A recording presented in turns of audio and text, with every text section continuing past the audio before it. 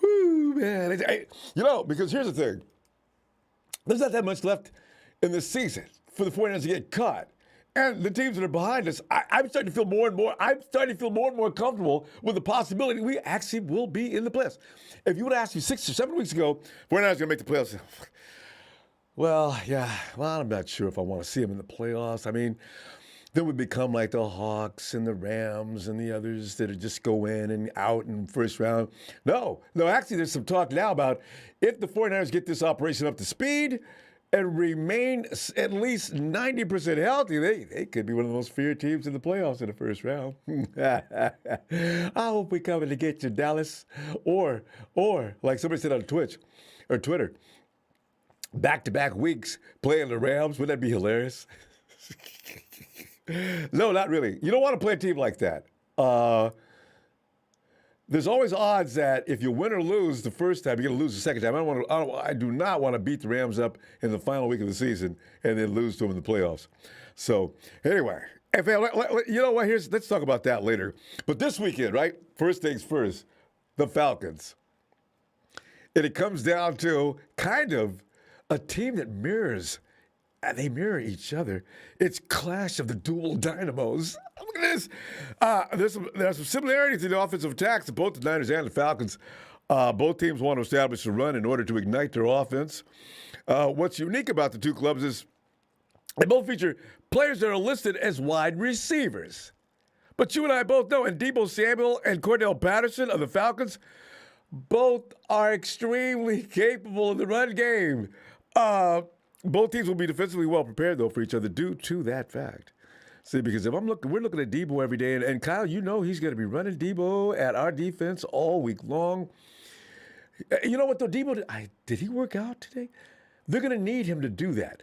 I guess you could get anybody to do it, but Deebo's probably going to be the best at it because that flashing, slashing speed, that locomotion type thing he gets into after he's moving. Deebo's just a hard. You know, I guys can practice at Deebo all day. And here's where tonight's show comes in. All right, both teams will be defensively well prepared for each other due to the familiarity with similar styles of those two players, as I just mentioned. But tonight, we're going to get a phone call for your opinion as to which team's dual threat quarterback has the best chance to dominate in Week 15. Niners versus Falcons. Oh my goodness! It's the season is heating up. You know, here's the thing that's kind of worrisome. Everybody's talking about D Ford a little bit, but everything that's going on with D Ford, we were very much expecting, right? Who knew at Thanksgiving that D Ford was going to come back in 3 weeks? You might find a person. But looking at the presser today was interesting because the question came to Kyle is, have you made a decision on D Ford? And Kyle, his answer was, quote, yeah, he's not going to be back this year for the future is what you're saying. And Kyle throws a question back at him. Question comes back in again. Well, I was asking about the window this year. Yeah. Kyle answers, yeah. No, he had to be good by today, and he's not. So we're shutting him down. Further, then the question comes in, where do you go from here with him? Is it rehab? Will he stay here? Kyle's answer is no, he is not going to stay here because he is done for the year. See, that's when they ask those kind of questions at the press conference. Weren't you listening? He just said he shut him down for the year. Kyle went on to say he'll go back to, I think, Kansas City is where he does his other rehab. And then we'll address it after the season, unquote. Drama already. The stage is set for drama coming into the offseason, fam.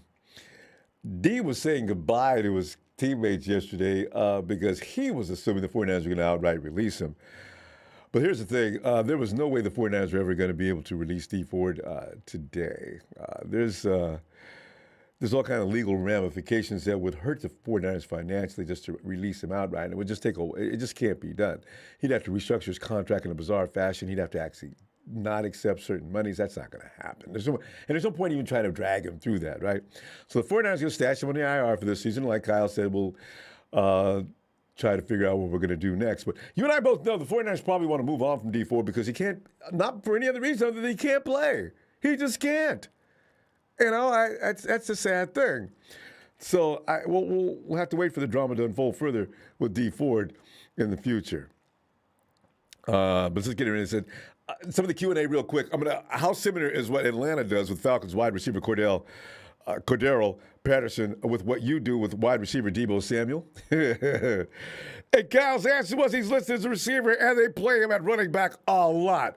So that is very similar in that way. Yeah, they're both those two type of players, unquote. And the guy asked further, they are pretty unique in that they can both function as running backs where a lot of receivers can't. Do you see teams looking for guys like that more, or are they just unique that you can use them that way?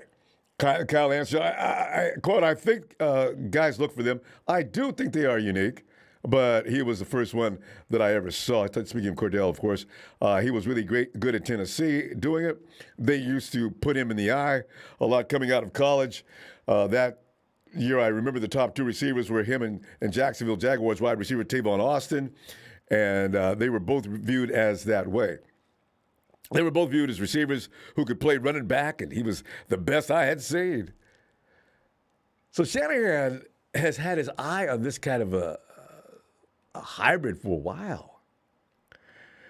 And the next question, you guys are winning, and it's a sort of not a big deal, but Deebo's production as a wide receiver has fallen pretty steeply since he began playing a lot of running back. Is that an issue or reason for concern? And Kyle's answer was no, I don't think so. It's just kind of how it is sometimes. Kittle had some real good stats these last two games. The games before that, I don't think he did, but it didn't mean he played much different. It's just how it works out. And Deebo didn't play as much on third down. Him not practicing all week, we limited him a bunch with this play count. And I think he ended up getting like 40 to 45, but didn't have as many opportunities. But the one we did have give an opportunity but the one we did give him an opportunity, he did pretty good on. Touchdown, Deebo. Fam, I got to tell you, I've drawn some conclusions from this, and I want to hear from you as well on this. What is your thinking? Here's the thing. George Kittle has turned to an absolute force. He's looking like George Kittle that year he set a record, right? You got Jawad Kinlaw that's all of a sudden he's starting to get better and better, and you already know that Ayuk is on his way. Fam, you got three solid weapons out there that can field that ball. You've got an injured running back in Elijah Mitchell that probably is still on concussion protocol. He may not make it this week. You've got Jeffrey Wilson Jr., who's not back up to Jeffrey Wilson's speed, not yet. You know Kyle's going to say, Deebo's going to be my ace in the hole. I'm going to run and get as much out of JaMycal Hasty as I can, as well as Jeffrey Wilson Jr., but my dude, that guy that can get it flat out done, maybe even at the level that may be an inch above even Elijah, who already is a bad man. Deebo's going to be running back again this week very often, which bothers me because he can't actually be the leading receiver in the NFL. So, yes, between Cordell and Deebo's still going to be that designated guy that's going to be running the ball a lot. Now, I'm sure Kyle's going to do like he always does. He's trying to hide the fact that Deebo's going to be his guy as far as in the backfield as much as he can put him back there. But he's still going to get him out on a few passes just to keep the defense honest with the Falcons, is my thinking on this. So I'm thinking, this is getting exciting now.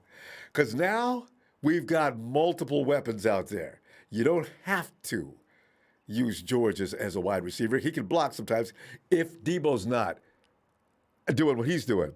You know, Ayuk is specifically what he is, you know? And so between the three, I tell you what, Jimmy spoke about it in the press conference today, too. Now he's got multiple outlets, so there's no reason for him not to find somebody, right? And the way Jawan Jennings is coming on, do you see him use that big frame against that wide receiver? How long have we been saying, that's what we want to see?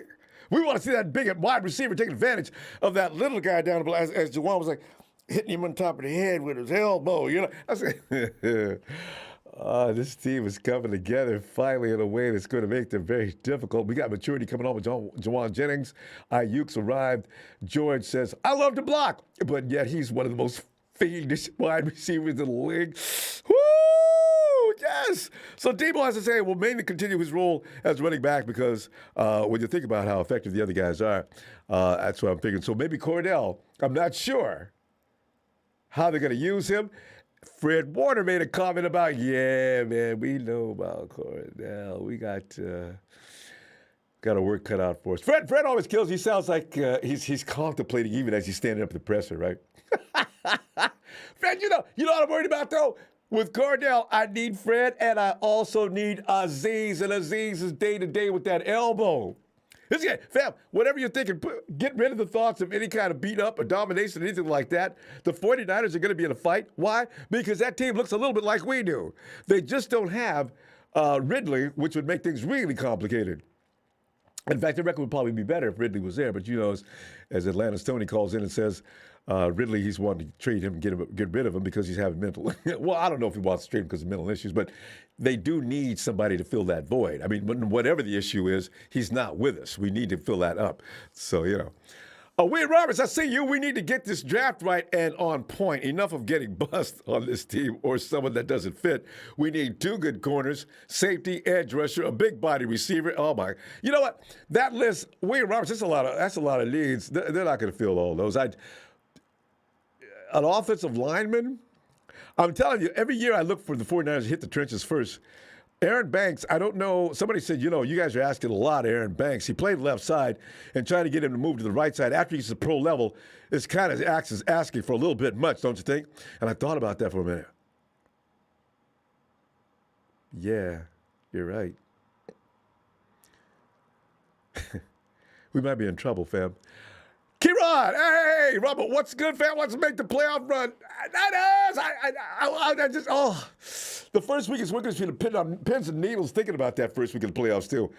We got to get there first, though. Horatio Flores! Ronbo, this Atlanta defense is dead last in almost everything. We need a win. Are they really? See, I don't be looking at that like the 49er players. I listen to what they're saying, and they're saying that the Falcons are nobody to be played with. So I'm going to stick with that. I ain't going to be thinking too about, because you get your feelings hurt when you start thinking, boy, we going to beat these. I did that two or three times this year. Boy, we going to run these people, especially with Nate Bird and his Detroit line. And they came back in the fourth quarter, made a game of it. What? Frank, it's Barberas. Is that right? Barberas. We have problems stopping the run.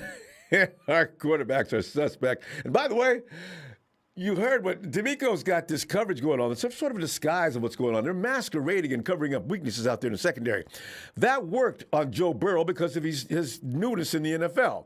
That's not going to work on Matty Ice. I'm a little concerned about that. I don't know what to expect. D'Amico, D'Amico, what are we going to do?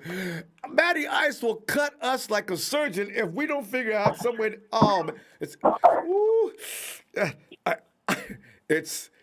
It's the owner of Bim and Bam. I love those. Hey, Dr. Papa Dragon. Hey, Ronbo. Bob, come on in, man. I'm looking at the duel of the Dynamos this week, man. I'm telling you, man. And you can talk, take a little shot at the D Ford situation there, and how do you think things are going to work out here with these two running backs that actually know each other? I think they've talked to each other several occasions. But Doc, go ahead, man. And good to hear from you, by the way. Well, hey, good to hear from you too. Hey, I think obviously the main determination is going to be the defense. So the Falcons pretty much rank anywhere between 28th and 31st in defense. And it's going to be very difficult to go on the road with a defense that can't stop nobody. So I think Deebo has the advantage. Don't toy with my emotions now. Okay, go ahead. Yeah. I mean, he has the advantage provided that he's healthy, 100% healthy. And we don't know that. There's not a whole lot coming out of Santa Clara about his health status. True. And they gave him a pitch count last time, so they may give him a pitch count this time. Patterson also has been dinged up, but I think he's going against a more formidable defense. I think that the Niners, they are running their defensive system. They've been running it now for 5 years. They run it very well. I think Nick Bosa is a beast. I think Eric Armstead is much more effective inside than outside. Yeah. He's very disruptive on the inside. I know people are like, he's not getting sacks, but he's getting double teamed. Yeah, they don't understand the game. Move around. When you hear that, yeah, they don't get it. But you do. He's And just, you double and triple team way will more slow you effective. down. Yeah. Yeah, way more effective on the inside. So I like him on the inside. We're pretty, it's a deep football team. They got linebackers, and we're playing kind of like a really weird man, like with like a zone over the top of that thing going on. It's, here's the bottom line. Bottom line is that right now the 49ers, 49ers are ranked 8th in defense. They're ranked 6th in offense. And that is a combination for playoff football. So the Falcons aren't there. You never want to sit there and say, oh, I'm concerned about this. I'm not concerned about that. You just go out there and play your game. And as long as they can take 5 bullets out of the gun and only shoot themselves in the foot a maximum of once, they should win this game. But if they shoot themselves with every single bullet in the gun like they've done in the past this year, dead meat. Yeah, they could lose it. Exactly. But I have no fear of the Falcons. I'm not saying it's going to be a blowout, but it should be a game that they should readily handle them. Is my 2 cents. Doc, I got to tell you, and it's a good observation too, and I like it. I'm afraid to assume the things, and you just told nothing but the truth. Right? I'm scared these days.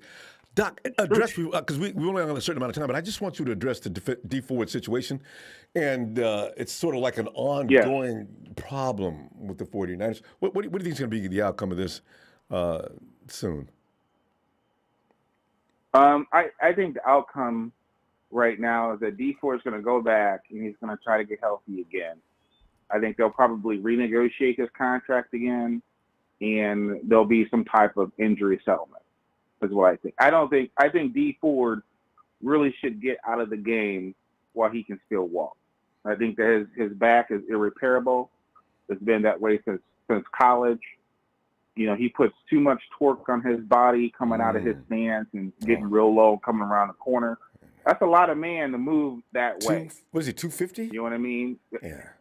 He's around 255, but you're talking like the amount of torque and pressure you put on your tendons, your bones, your joints. I mean, he's doing superhuman things.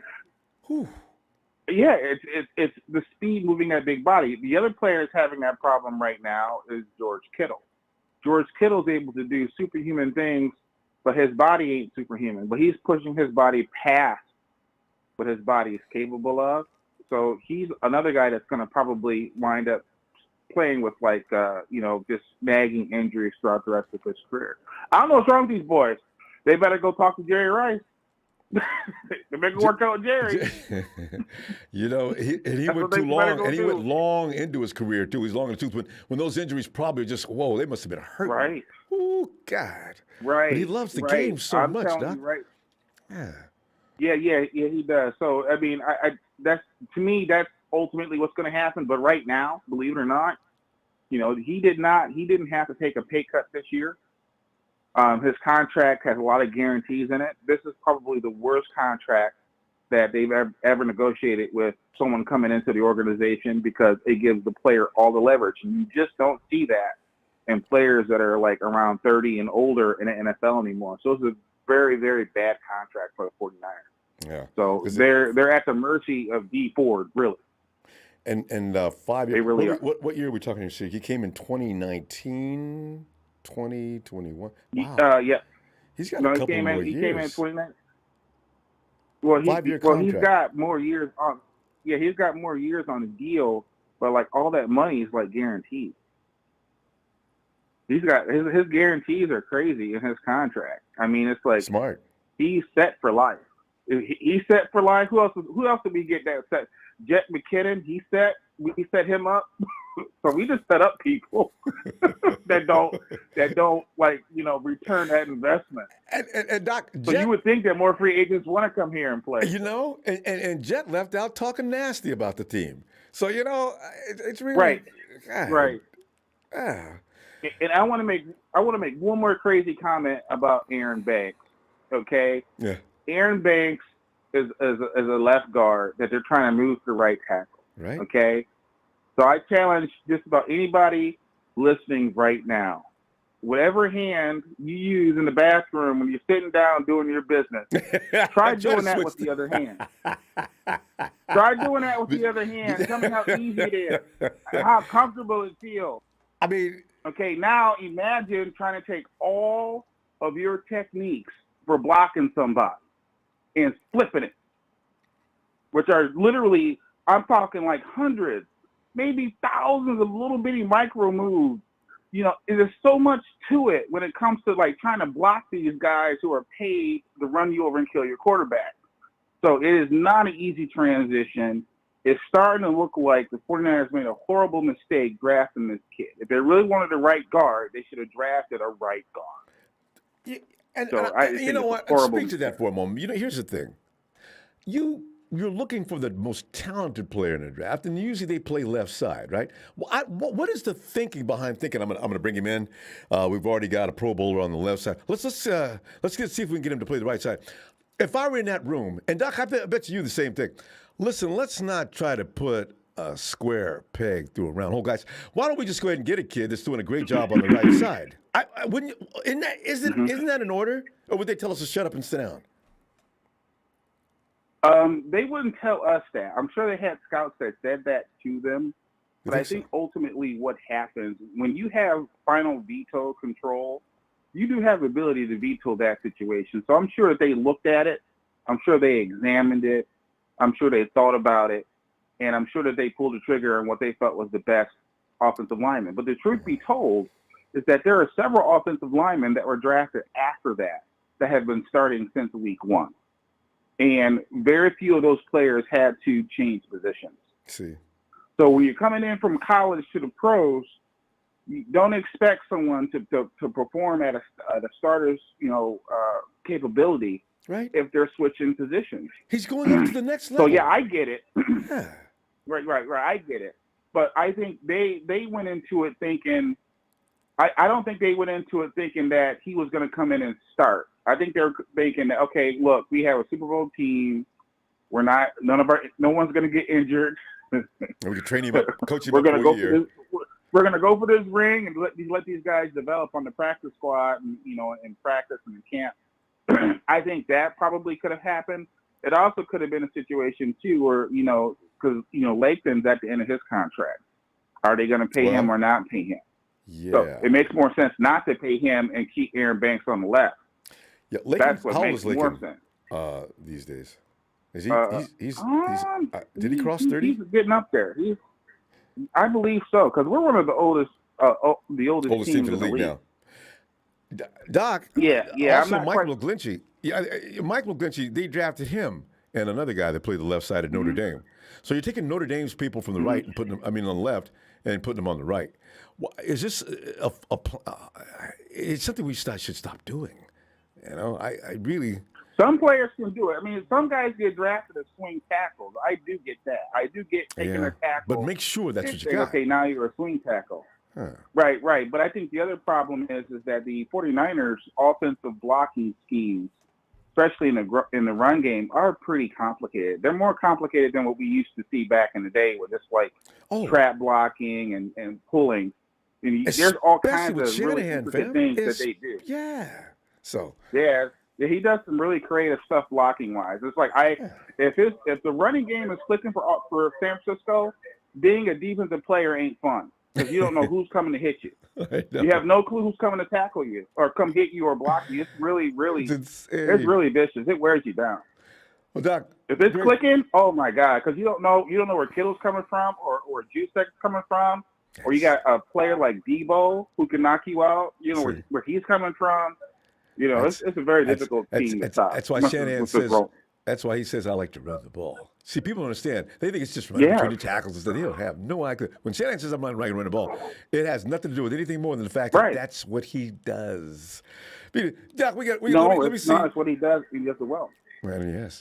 Yeah. Phil, let me see you this weekend because we're always ready to give scores, and I know Oh, you yeah. just made it clear that you're not concerned with the Falcons. I like that. I want to believe that too. No, not saying I'm not concerned. I'm But saying that they no need need to to be play so well. fearful. They got to play well and beat who they're supposed to be. Don't be fearful. Don't even be nervous. Be who you're supposed to be. Yes. That simple. There you go. Hey, All right, Phil. Super Bowl is sloppy. All right. Wait a minute. What?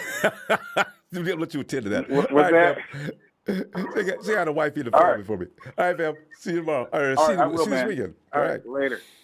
Yeah, All right. There goes Dr. Doc Papa Dragon's always got great insights and stuff. Hey, it's Emilio. What's happening? Emilio, man, I'm looking at. And I forgot that this situation was coming up like weeks ago. Cordelle is looking like. Wait a minute, which one's been in the league the longest? Isn't Cordelle been in the league longer than Deebo? Yeah. Yeah. I think like a year longer or so. I wonder, yeah, because I'm saying Deebo did not pattern his game after him. But you know, a lot of teams been looking for themselves a Deebo, a Cordell, for the last few years. But ain't nobody like them too. Not as efficient. When's the last time you seen a wide receiver can kill you running the ball? And that just don't happen. I'm loving it. They don't use him as much, but he was with Green Bay. Montgomery was doing that. When he was with Green Bay. Now he's with the Saints. But yeah, he was doing that with Green Bay. They were using him. He would be a running back. He'd be a wide receiver. So Montgomery was doing that when he was with Green Bay. Yeah, they're a rare breed. There's just not that many guys that do that. They focus on one thing or the other. But remember that press conference, they asked him about man, I've been running the ball all my life. And that made me think, damn, Deebo knew he was going to be a stud way back when. I love it. So. Oh, sometimes when you're in high school, sometimes you do play more than one position. Oh yeah, you have to. Maybe he's been doing that before, huh? And every kid that runs plays running back. When I played in high school, sometimes I played offensive defense. Sometimes yeah, you got to go both ways. I was mostly on practice, but it was just like for like when we practice, I would play both sides of the ball. I would play running back and then I would play defensive end, but I was mostly defensive end. So it varies. Sometimes I guess certain people can play different sides of the ball, and it just varies with people. So. I just don't want him out there getting hurt because Deebo is the way he plays. Him and George, they're always susceptible to get knocked completely out of the game, right? So Yeah. This is why. But I tell you, watch what happens this week. If Elijah Mitchell ain't playing, the bread and butter back of Kyle Shanahan, you'll see Deebo doing just like you did this last game, Emilio. I'm telling you, man. Yeah. I want to see more Ayuk. Ayuk needs to get the ball more too. Yeah. That's what I want to see more.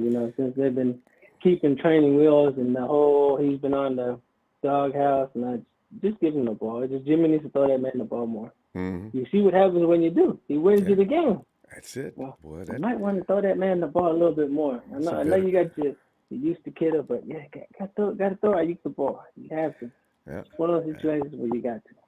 See, he's now got 3 guys, that he'll throw to in a heartbeat. So we may see something really wild in the next 2 to 3 weeks. He trusts Ayuk completely. And George is man at arms.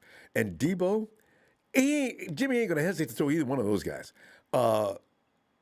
Well, he just started to trust Ayuk. It took him a minute, Yeah, it did. It was just like every Half the time he was season. wide open, it's like, come on, man. But I'm like, hey, I think he'll throw to him more since he threw him the winning touchdown. So you might start seeing a little more. So it's and this is the right time too. If he can do this more again, does this against the Falcons and spread the ball out to Kiddo, Deebo, and Ayuk. Oh man, it'd be crazy. Then we're really gonna be an unstoppable team, and then we got a run game. So Fill in the stat book. And hey, did you notice that Michael Hasty could catch out of the at backfield? this point,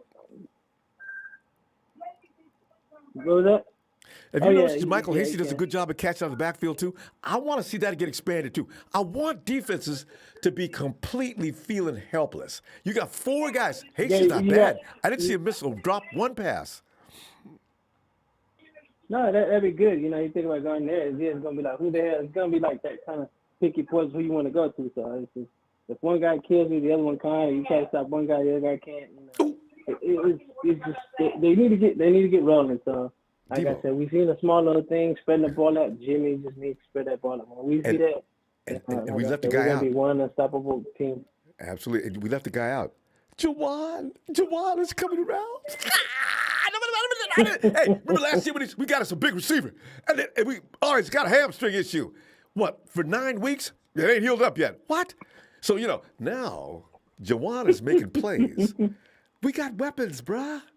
And they're all over the field now. Yeah. Wow. Yeah. And hopefully, like I said, the team is starting to gel at the right time. So we need to end up this final season of the season push, the last 4 games, push them out, get a better spot in the playoffs. Like I said, I really want to play the Cowboys in the first round. God, it's a dream come true. That'd be the best thing. We're going to end up playing the Cardinals. I was just hoping that the Cardinals should have beat the Cardinals should have beat the Rams, but I don't know what they were doing. I was like, man, this man was throwing interceptions left and right. I said, that's something new out of Kyler. He's not really known for that. I said, well, he throws interceptions, but man, he comes back and wins. Something happened to him. They've done to Colin Kaepernick to him. You know what? You see how they made containment? I didn't think it was possible to really contain him. That's why when people say, we got to hope to, what we're going to do is make sure that we can contain Colin. I said, you keep talking about, you can talk about that all you want to. That's not going to happen. But seems like teams have figured it out. That's what I kind of say, too, because when we played him the first time, when we played the Cardinals the first time, we contained him a little bit. He wasn't running around like crazy. I mean, of course he had his yards, but he wasn't running around like crazy like he has in the previous year. Like he's running all over the place. This year when we played him, he wasn't doing all that. And I was like, well, I guess even if we do play the Cardinals in the first round, I guess we should be able to contain them. I would want to play them a little bit later if possible, but you know what? I don't see losing with them again. Revenge out of them. And they've beaten us 3 times in a row. I just don't believe it. So I don't mind playing the Cardinals in the first round. And D-Hop is out for the regular season, right? So D-Hop will come running back in there week 1 of the playoffs. How rusty will that be? Oh, he's out for the season. He will not play anymore until the playoffs. Yep. Oh, they're going to sit him out till then. Okay. Mm-hmm. Well, they got a playoff spot anyway. No matter what they do, they can the rest of the games and still get in the playoffs. And they still got Ertz and Kirk, and also, of course, the legendary A.J. Green. I don't know what's going on with him. A.J. Green hasn't really done too much this season. Well, Green and Murray are never on the same page. Did you see that play? I don't know why. I seen the ball. I saw something go behind A.J. as he's running down the field. I said, was that the ball? That was the ball. What the hell was that? Green never saw it. I said, wow, those guys got communication problems over in Arizona. So I don't know how much Green's going to get up to speed between now and the end of the season. But, I mean, so Kirk is probably the main guy they got. And that other speedster. Yeah.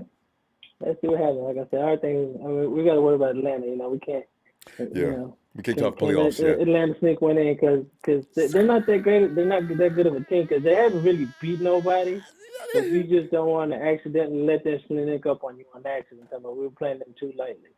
So, Shanahan and Jimmy better figure this out. And, if we can step on the next step on it. Like I said, we can't take no team lightly right now. No, there's no such thing now. It's too late in the year. You got to be serious. Who have they beat? They beat the Panthers this past weekend. Who have the Falcons beaten? Texans and Jaguars, and they haven't really beat nobody. It's just it's literally team. I don't think they haven't even beat a team with over 500 yet. I was listening to somebody. Somebody was talking about it earlier. I think it was a podcast, and they were saying, the Falcons should be easy, but you never want a team to sneak up on you. And they mentioned all the teams they played. I was like, not one team they played was those 5-6 wins they've gotten. I said, they haven't beaten them. I said the only good team they beaten was just this past weekend, which was the Panthers, and the Panthers are up and down too. So it was just like everybody else team they barely beaten. I think it's been like a matter of 1 or 2 points they beaten every team they've beaten, and it's been real crappy teams. Oh man, and of course you're looking at Cam Newton is not, and McCaffrey's missing out of Panthers. Yeah. Okay. I'm still scared because, in 2019, we were supposed to run them off the field, too. And they just beat that 49ers butt. That was a little do it, different. man. They still had Julio. You got to realize Julio beat us. That was I know, just right? that last lucky Jimmy couldn't pass, stand him and up. Julio came in. And you got to realize if that one drive where Kittle fumbled and it killed the momentum, it was just like, it was one of those moments. Time would have ran out. Like, God. Okay, let's not go back to 2019. If we don't, I just say if we okay, put it like this: if we don't have the mistakes we had against the Seahawks, we should beat them easily because we had fumbling special teams and all this, and we just got snuck away with that. So if we don't just do that, another gift to Seattle. Boy, they must love us up there. I'll tell you what, I'm gonna look for you. Just don't do it to the Falcons because then we're gonna be laughed at. Like, oh, how you guys beat these teams and then can't beat the horrible ones? Like they say, the teams we should be beat, we should beat them. And the teams we're not beat, shouldn't win, we're winning. So I'm like, this is one of the games we should win. And that's what. We've and been the having Hawks fall problems into with that bag. That's the way that works. All right, fam. I'm gonna tell you what. I'm gonna see you Friday, and we'll see what happens between now and then. Because these reports keep coming in, you never know what's next. It's gonna affect this game. Yeah, we'll see what happens. So, all right. How do we do? All right. Have a great night, fam. All right. You have a good night. Thanks. Yeah, you too. And Tony Nagatane says Cordelle Patterson is everything Kyle wished Jalen hurt. I know. That's it. Tony, great observation. That's what we were talking about. We should have signed him. Falcons are in COVID purgatory. Niners should. Is that right? The league is all of a sudden getting blasted with these infections. Tony, thanks for that contribution. Hey, Brian, would you get in here, please? Brian.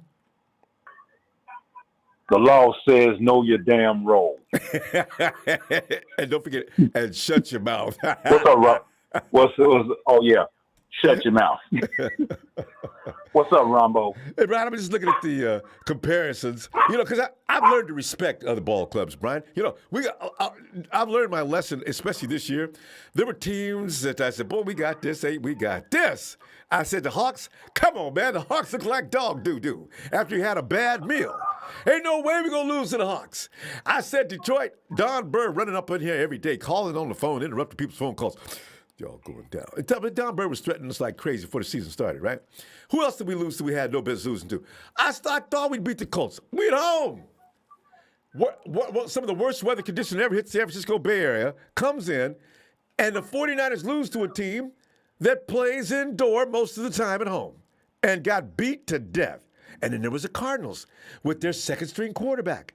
Did a job on us. So I'm done. I ain't disrespecting nobody ever again. Ronbo win December, man. True. It's about positioning. Yeah. It's about winning and keep going forward.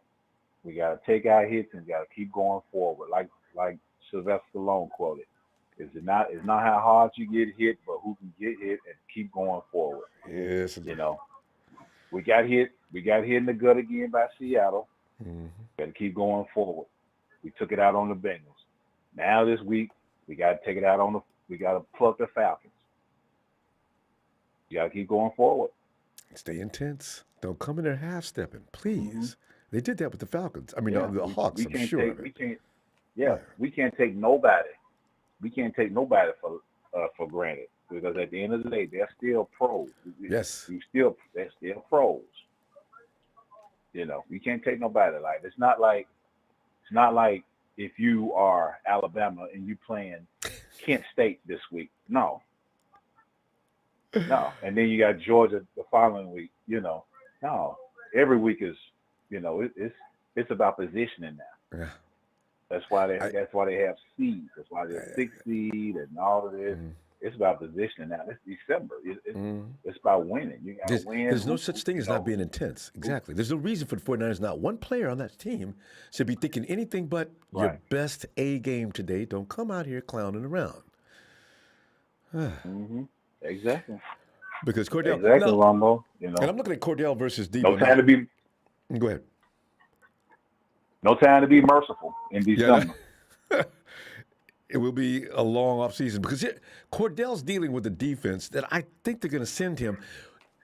Brian, if you were the OC, wouldn't you go at Ambry Thomas? Oh yeah, I sure would. Every time until they make an adjustment. It's about, December is who wins and who makes adjustments, who executes. Like I said the other night, you got to execute, and then when all else fails, you still got to execute. So you got to bring your A game. That's true. Hey, Ronbo, what's going on with Mitchell? What is he still in concussion protocol? Yeah, that's really worries me because he's not a big guy. That guy, he must have took a nasty shot from the Seattle game. Was it from the Seattle game? Right. Did you see the hit? Was it from the Seattle game? Yes. Did you see that? I didn't see it, Ron. He ran okay, Elijah's on his way to the ground. And one of the Hawks came running by, and as he's on his way to the ground, instead of him just running on by, he dropped an elbow, and I'm talking about, he drove it all the way from the hip to hit Elijah in the head on his way down. Yeah. I said, ref, you didn't see that, did you? Yeah. Somebody ought to elbowed a ref in the head with that same elbow. I bet you'd see that. No flag. So I guess New York couldn't look at that. No, nobody in New York could look at that. Oh yes, in fact, they should have issued a fine for that. You're right. They saw that in New York. At least fine him. Fine him. There's something weird going on in Seattle, Brian. I don't know what it is, but crimes go on in that particular stadium week after week. We're not the only people that suffer these people. Remember Megatron that year? The quarterback threw the ball all out of bounds and everything, and they said that was a touchback. I said, it is a touchback. It's not ruled a touchback. Why? Because Russell Wilson threw it? Oh my God! And Wilson, remember he got taken down about 5 weeks before he got hurt. That was a 2-point. He got caught in the end zone. He threw the ball, and then instead of them calling intentional grounding, they just let it go. And there you go. It's okay. Hey, it's Russ. Yeah. Mm-hmm. It's Russ. It's Russell Wilson. It's Russell, last name Wilson, as Deion Sanders say.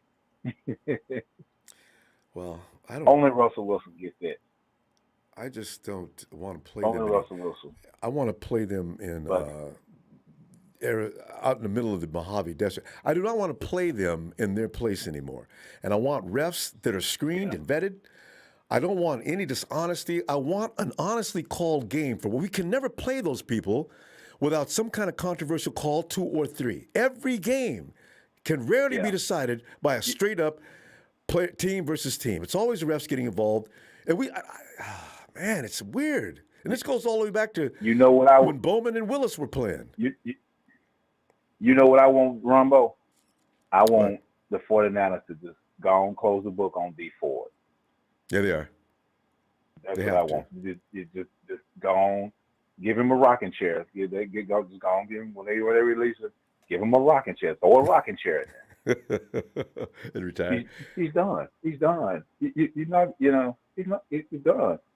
And that's the thing we got to address in free agency. We got to get some guys that are available health-wise.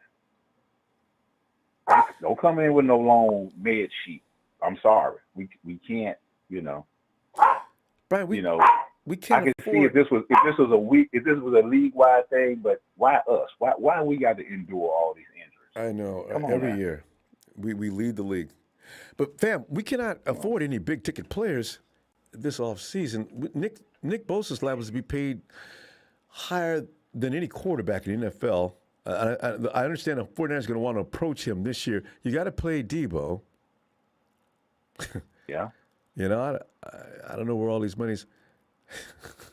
I would even, say that even with Jimmy making an exit, where does this money come from? The cap does go over 20. Yeah. Where are we at? Again, the cap's going up substantially, though. Jeb going to have to go in this slush fund. Jeb going to go in this slush fund, but now you got to.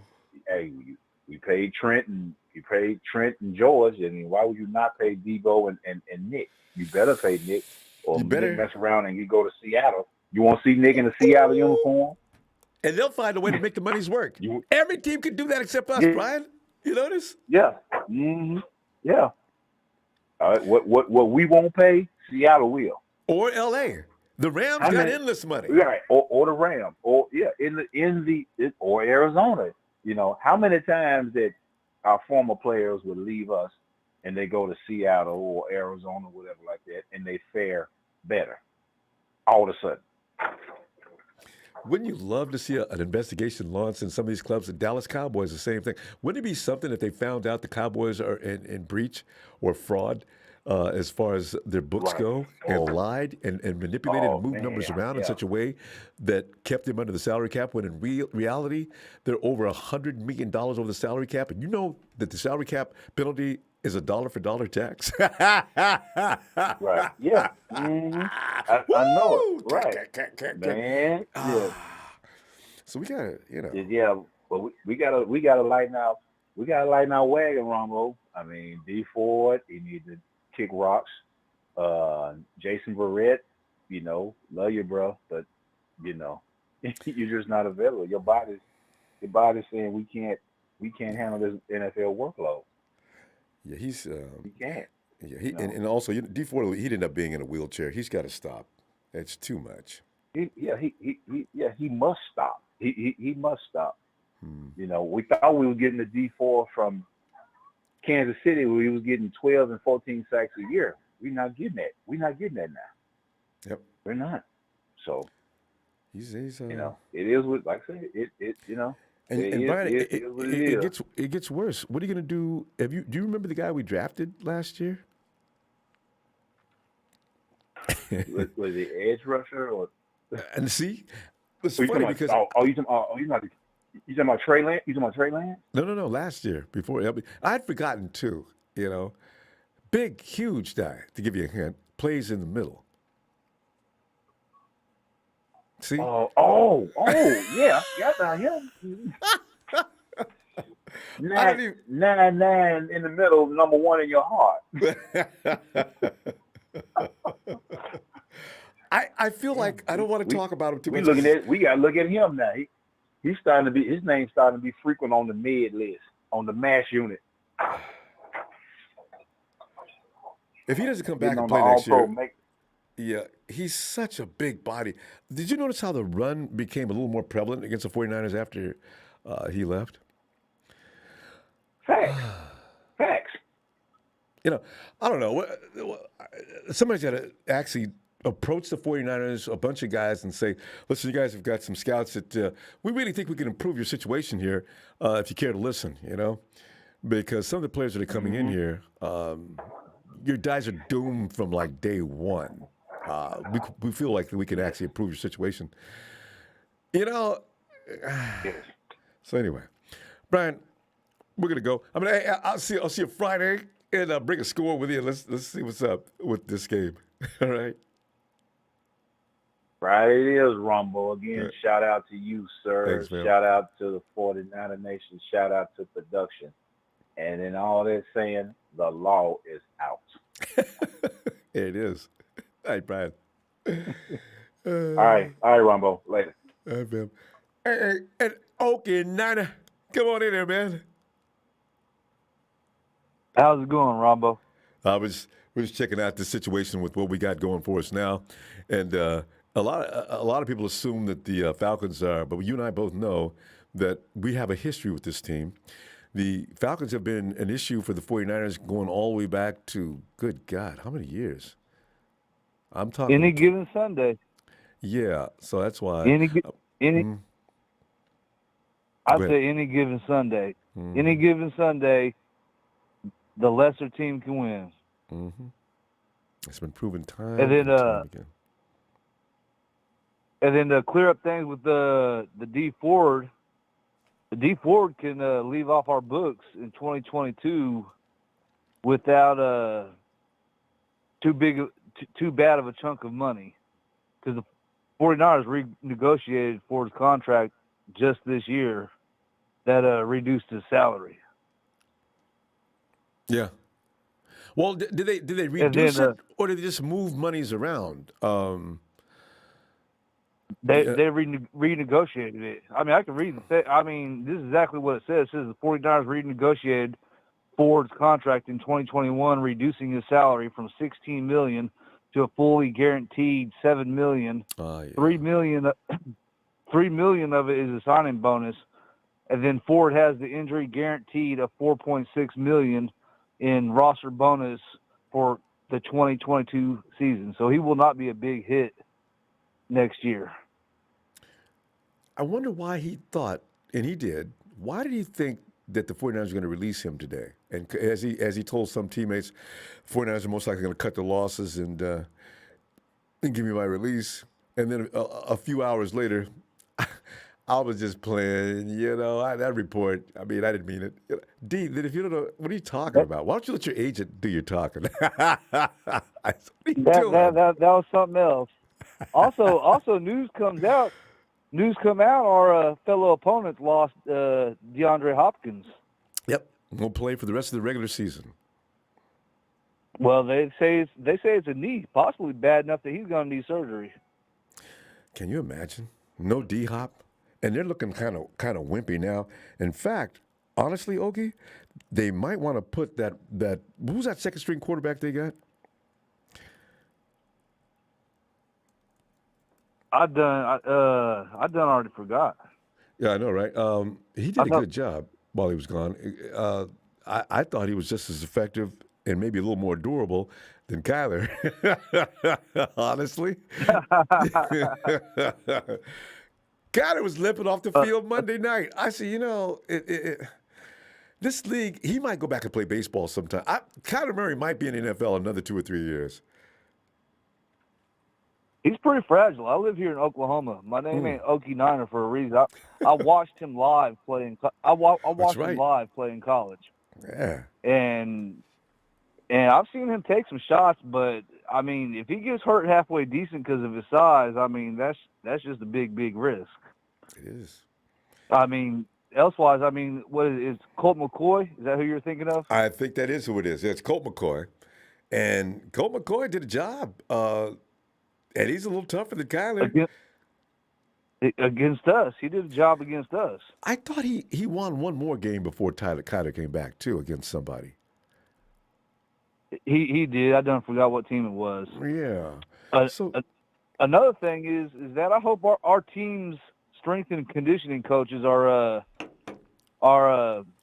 using some safety with our players with this COVID stuff, because now, as it turns out, that even the Rams coming up for this next weekend have a total of 12 players on the COVID list. Oh, I hadn't read that one yet. 12. How many are frontline?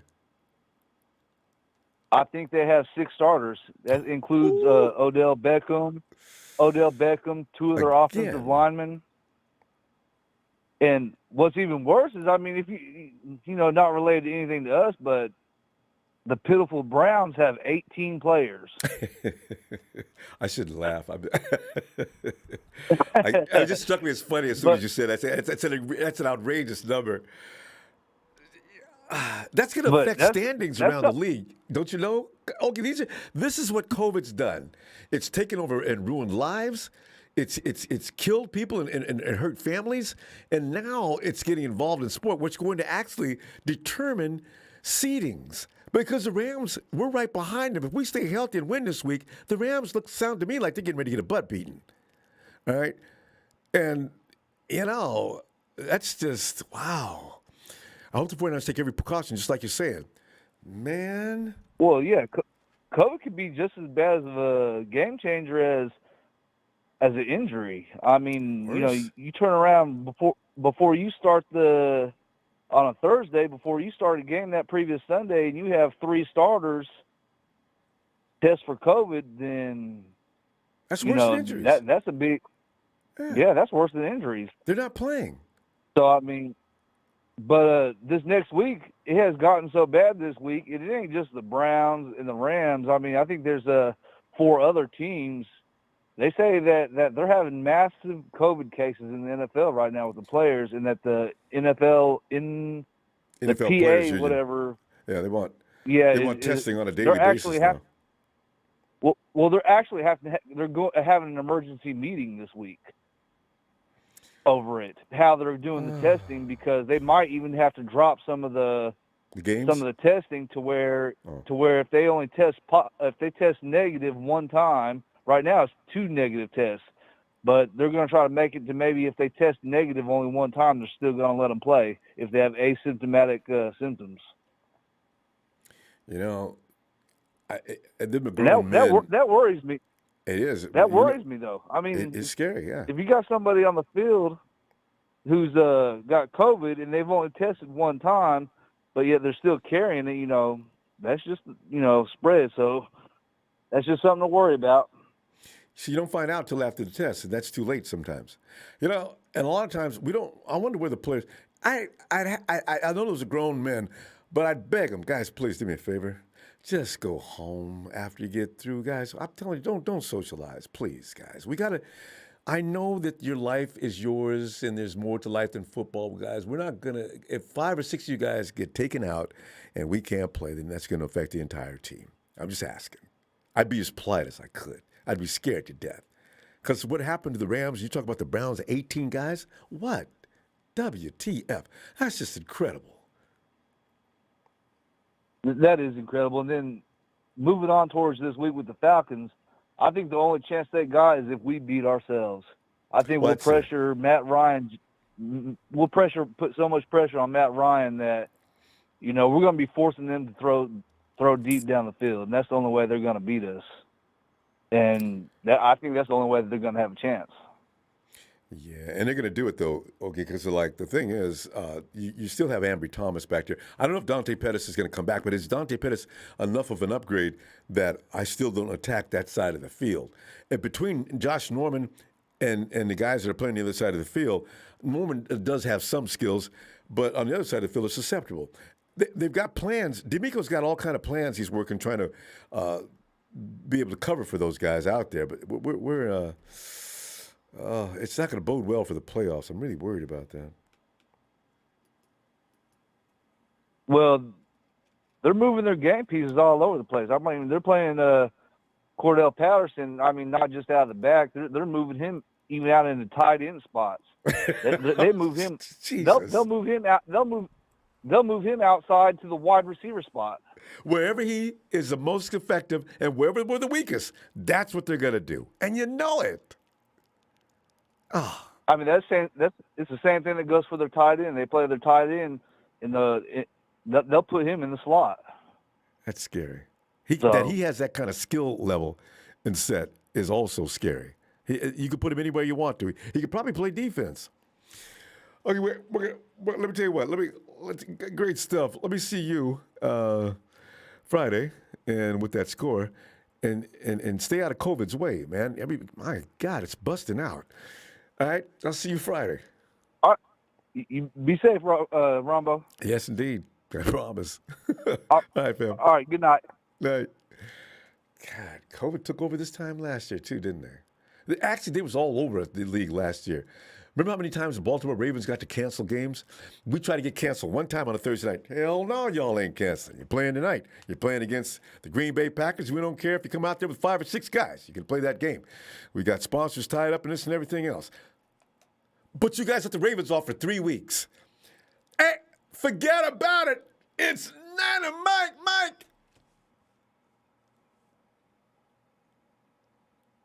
Oh, there he is. What's going on, Ronbo? I got to you a little quick. You got me right in the middle. I'm rolling me up a nice little fatty over here. You got me a little off guard, Ronbo. Too much information. Let me shout out. Let me get Chloe and Jorge. Listen, we have children watching, Mike. It's legal where we're out here in California, Ronbo. It's never enough information, you know? Next time I'll drop a flavor so everyone knows. I know. I keep forgetting that. Yeah, Mikey. But I mean, here's the thing. Could you see walking down the street and go ahead and blow some smoke in 5-0's face? I wonder how they'd react. Oh, listen, I'm not that brazen, but I will say that if you go to and you attend a 49er game at Levi's Stadium, I'm one of the contributors to that very lovely smell in the parking lot. Mike, you gotta love me. And I ain't talking about the hamburgers and hot dogs, Ronbo. Forget about it, all right? You know. Anyway, how the hell are you? Here we are. Well, Wednesday. You know, I got to say, I love this time of year, Ronbo. You know why? Because we literally only got 3 friggin' days where there's no football. That's it. Only 3 days. You know what I mean? Tuesday, Wednesdays, and Fridays. Starting this week, we got football tomorrow. We got football Saturday. We got football Sunday, Monday. I mean, I love it. I love it. And you're right, Tuesday, Last Wednesday, few weeks of the season are Thursday, always great. you're back at it? Yeah. Absolutely. And what makes it even greater is when your team, a.k.a. our team, the Is 49ers, involved. are actually in the mix. You know what I mean? This time last year, we knew we wasn't in the mix. But right now, we're in the mix. It makes it exciting for everyone, Doesn't you know. And I'm really excited to see how it plays out. I just, you know, I think you and I, Ronbo, we're on the same page. We'll both probably, you know, take a nice deep breath, a sigh of relief once we get one of those X's or one of those Y's at the, you know, that we lock in our playoff slot. You know what Yes. I mean? Then everyone can breathe a little bit, and we start thinking about the tournament. You know what I mean, Ronbo? Absolutely. I mean, really. And that's what it's all about. That's what it's all about. A little bit bummed out about the D Ford news. Don't know if you heard about that. You know, a little bit bummed out about that, even though, you know, he hasn't really been out there all year. But he was a nice piece in 2019 because, you know, he missed a lot of 2019 too. And he wasn't out there. But he came back for the playoffs and for the Super Bowl run. And, you know, we had a few good plays and this and that. So, you know, it's unfortunate that we're not going to get – and here's a little something else I didn't know. I knew he hadn't played a whole lot for us, Ronbo, but holy shit, 18 games in friggin' 4 seasons, Ronbo, or 3 seasons, whatever it is. He's only played 18 games. 85 million. Yes. Oh, shit. Would you love to? I need a freaking easy. I mean, come on, forget about it. I mean, that's right along the lines of Kirk McDirt, the hustle job he's pulled off over there for the Vikings, getting $80 million every year, guaranteed. They let him fill out his salary. You can fill out this blank. It's grand theft. I tell you what, if actually he should actually go to court, and I can see myself. Listen, we're suing D Ford. We like him. There's nothing personal, but he pretty much robbed us. 3 years, 18 games, $85 million. Back. They did restructure though. Hey, I want to ask you this too, Ronbo, because I know I just kind of kept going on and on Monday, or yesterday actually. But you know, I wanted to ask you this: what do you think we're gonna do? What do you think we're gonna do with the whole cornerback situation moving forward if we don't get E-Man back sometime soon, Ronbo? Because that's the one thing I got to tell you, it's bothering me. We showed we got depth on the line. We showed we got depth on the linebackers, but in the secondary, I mean, let's be honest here. Aaron Rodgers and Tom Brady and you know, a couple of the other teams that we'll see in the playoffs, they're not exactly going to wait till the fourth quarter like the Bengals did to start going after our rookie cornerbacks and eating them alive. So I want to know what your take is on that. What do you think we're going to do to shore that up? All you need to do is look at how Lynch and company handled this. We should have addressed that cornerback. Mike, we came into the season a very fragile situation. What did we say before the season? Well, if Verrett goes down, we're dead meat. Verrett goes down immediately. Didn't even wait for 1 week. All right? And then you got the other guys that are all marginal players at best. Mosey's coming around, but Mosey can't give you 5 games in a row. So here we are now. We're looking, and Dante's mom, bless her heart, she passed away. So Dante was in play. Now you're looking at Dante being one of your better players. And now you got Ambry Thomas out there that's so confused. I don't even know half the time if he knows who he is. What is your name? Yeah, I don't know. Either, so we got a real serious problem in the corner. And Norman's you're bargain absolutely either. right. The fact that you said that Dante Johnson might be one of our best cornerbacks. That tells you all you need to know. Let's just say I'm going to take a big hit when I fire this thing up. Just thinking of that, all right? Oh, Hey, forget hey, about Mike, it, Ronbo. well, here's the Well, thing. If it's not priority one next year, then somebody really does need their ass removed up in Santa no, Clara. seriously. It really I swear does. to God. Ronbo, you know what we're gonna do? I swear, I'm gonna hire a couple of people to go stand out there at the front of the friggin' facility with a sign that says, "Please draft a cornerback for the entire off season." I swear You to know? God, I will hire somebody. He'll be there every friggin' day that it'll make it on the local news. I swear to you. I promise. If we don't friggin' do that, it's gonna be a problem. That's gonna be a problem. We should take every draft pick we have after this season and get nothing but offensive linemen and cornerbacks. That's it. That's all we need to draft. That's it. Yeah. O-line and cornerbacks. Actually. And see where it goes. You know, you're absolutely right. When But you look at the all worst right, things I'll we let have. You let you get to the next caller. All right. And, hey, I appreciate you. You're going to be back on Friday night or what? Yep. Looking for you, Mike. Exactly. All right. Sounds good, Ronbo. You take care. Be safe. Shout out to all you faithfuls out there, even the ones that don't like me. It's all good. I still Mike, everybody got loves love for you. But you just be safe. I love you, Ronbo. You take it easy. I'll talk up with you later. Forget about Thanks, it, man. all right? I will, man. Appreciate right. you. All right, Mike. Have a great night. Here he goes. The legend himself, Diner Mike. Here code 279. Hello. Oh, hey, what's up, Ronbo? Hey, what is your name? This is Isaiah. You talked to my twin before. You had him on live. Is that right? You had him Yeah, I on said you live. got a I twin. had my What's your my twin's twin. name? Solomon. Solomon. All right. I got to remember that. Solomon and Isaiah. Solo, probably called him Solo. But yeah, Jason Verrett, I went to high school with Verrett. He What? always been raw, but fragile.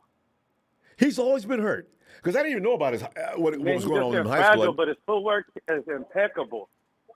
The dude could play. Impeccable, but it's just that back end. Oh, my goodness. And then we drafted the quarterback, Lentz, and I'm like, okay, all right. Well, I don't think he's going to play. He don't look no better. You know, the funny thing about it, Verrett told the front office, listen, don't worry about paying me this year. I want to earn what I'm worth this year. Right. The dude is a straight-up Right. dude. And then he gets hurt Yeah, week he's one. a baller, though. He can play. No doubt about that. He's a baller. But what we're going to do with the back end is terrible. Josh Norman is not what he used to be. I know, right? And he's 34 today. Was his birthday yesterday? Yeah, the guy is up there. You know, it's time for him to slow down. And can you wait till the end? Isaiah, final game of the season, OBJ versus Josh Norman, the rematch. Oh yeah, we can. I got to see that. He might come out for us. You know, and Isaiah, then I'm mad we lost 7 points. 7 points left the game before. Come on, man. I tell you, you know what though? I bet Josh might get up for that. I just hope so because we need him. We need him up because that back end is terrible. And you know, the bad thing is, I don't know how they're supposed to fix that. There's no free agents that are even eligible. They brought in some people today, but you know who they are. They're people that are no better than who we have, because if they were good, they would be playing, right? So I saw those names. Right. I said, well, is this, are you reaching? Oh. Yeah, I don't know. I mean, Lynch, out of all positions, shouldn't that be his specialty? I just don't know what. I mean, wasn't he a safety, I believe? John Lynch. Yeah, you would think so, right? Yeah. Lynch is just he likes defense, but you notice how we do have safeties. So I mean, we got a pair of safeties that are damn good, and even Hufanga, I think he's going to form into something special. But right now, I like him. It's Jimmy and Q, and Q is gone most of the time. And Jimmy, we've been lucky with him. Jimmy hadn't been hurt for 2 years. Is this going on 3? 2019, 20? Yeah, this is going on 3 years. Jimmy, he missed one but game, Jimmy, I think. once he does that play action, once he comes out that play action and he turns his head, the defense is changing the coverage on him, and he's throwing interceptions. Well, I was talking about Jimmy Ward, but actually, do you know that G? A lot of people think he's throwing more INTs than everybody in the league, but do you know he's like in the middle of the pack this year? He's only got 8. there's a lot of players that are doing wow. way worse. So the average INT a week is not true, not really. And he got 2 versus the Hawks. He was at 6. It just looks bad. It looks bad Yeah. when we playing the Washington football team and when we lose by 7. We needed that game. Washington football team? We trying to get into the off. Washington football. Yeah, that's what they call them now. Wait, who's the Washington football team? Did- No. Oh, you mean we Then haven't we played just- we didn't play them this year, did we? Who did we lose to by 7? Who did we lose by 7 to the week before? We played the Hawks. Who we played before the Hawks? We played the Hawks. You know, we won 5 out of the last. It was before the Seahawks, actually. My bad. Oh, the Cardinals. What did we? Before the Seahawks. Did we play the Who Cardinals? was before the Seahawks? Yeah, I think it was the We Cardinals. lost by 17. We lost by 7. We beat the Vikings. Let's see. Well, you're going the wrong way. Keep going up. Jacksonville, we beat them. We beat the Rams. You must be the Cardinals. Yeah. It was one team we lost by like 7. It was like, It must be the Cards because everybody else got beat, fam. okay. We're not. Okay. Jimmy G's actually been pretty good since week 8. He's not getting it. He hasn't got it. Yeah. I don't know. We're looking at the wrong thing here. No, that's not it. Yeah, we've been playing pretty good football since week 8. So the Hawks, yeah. Okay, that that's was good. 21-28. We lost that game. So yeah. Yeah, that's the one. That's the one I'm talking about. Yeah, there was an INT to that. That's the one I'm talking about. That was his 2 INT game. Before that, Jimmy was actually doing pretty well with the INTs. He only had 6. And for him, that's outstanding. That's not bad, man.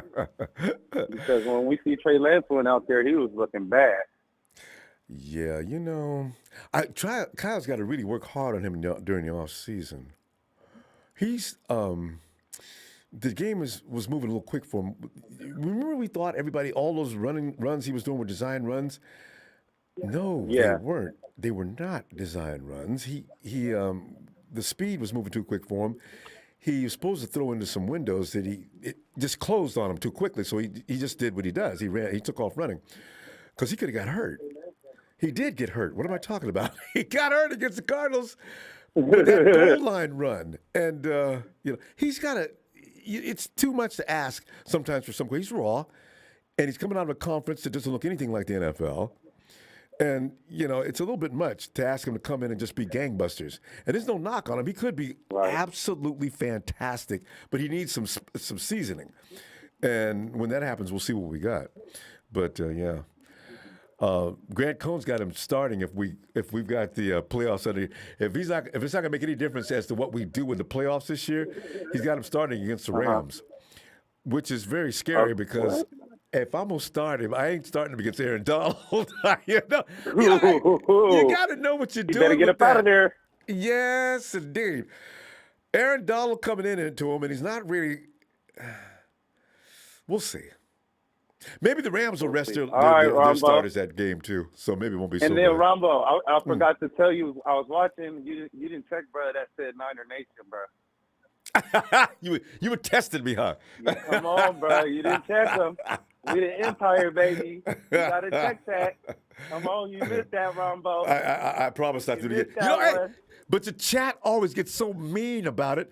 I try to give whoever's on the phone, I try to give a break because the chat just gets hostile about it. So I was trying to be cool.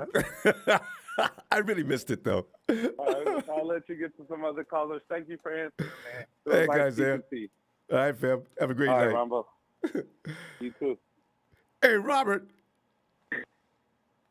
What's going on, Ronbo? Hey, Robert, man, we're just looking at a situation here, and we have 2 situations that are really, you got your right side of the line and the opposite side of Josh Norman, and even Josh Norman is not a real solid thing going on one side, right? So and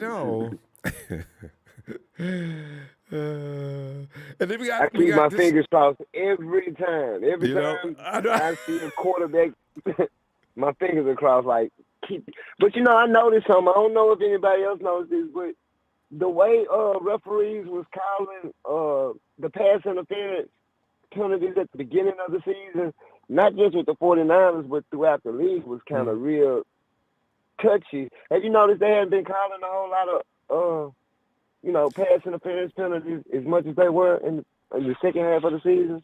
Or I hadn't really noticed, but now that you mention it, yeah.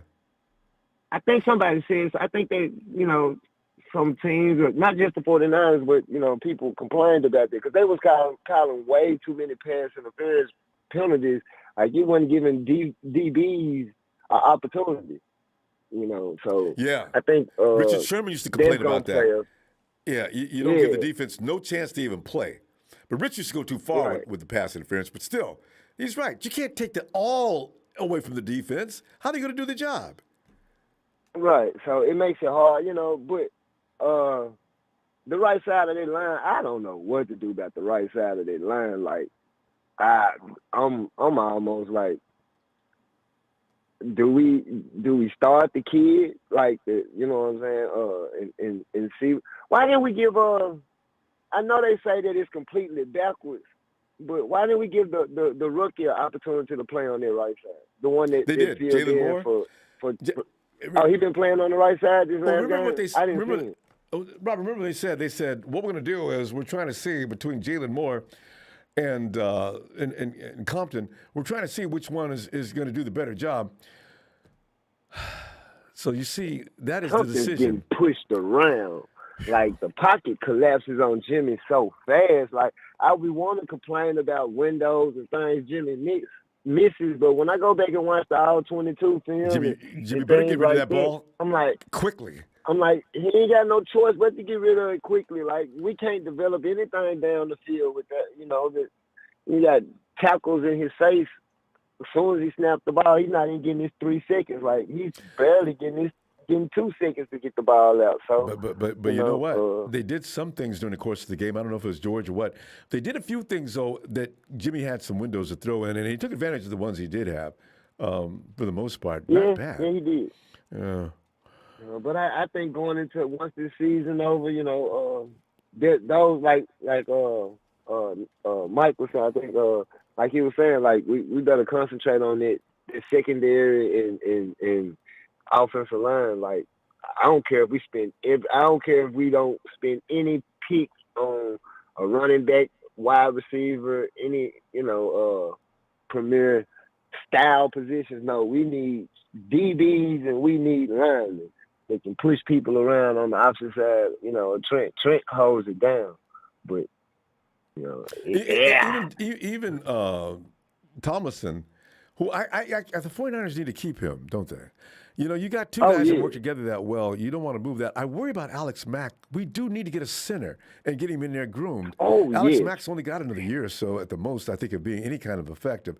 But what Mack does, if he can pass that on, his ability to diagnose the defense and get it back to the quarterback is essential. That's another reason why. That's why Jimmy's looking a lot better we need this to year. keep him around. Yeah. Right. We need to keep Mack around. We need to find someone that's going to be down the line to take Mack's position. And no Mack I think stuff. we gave him a 3 year.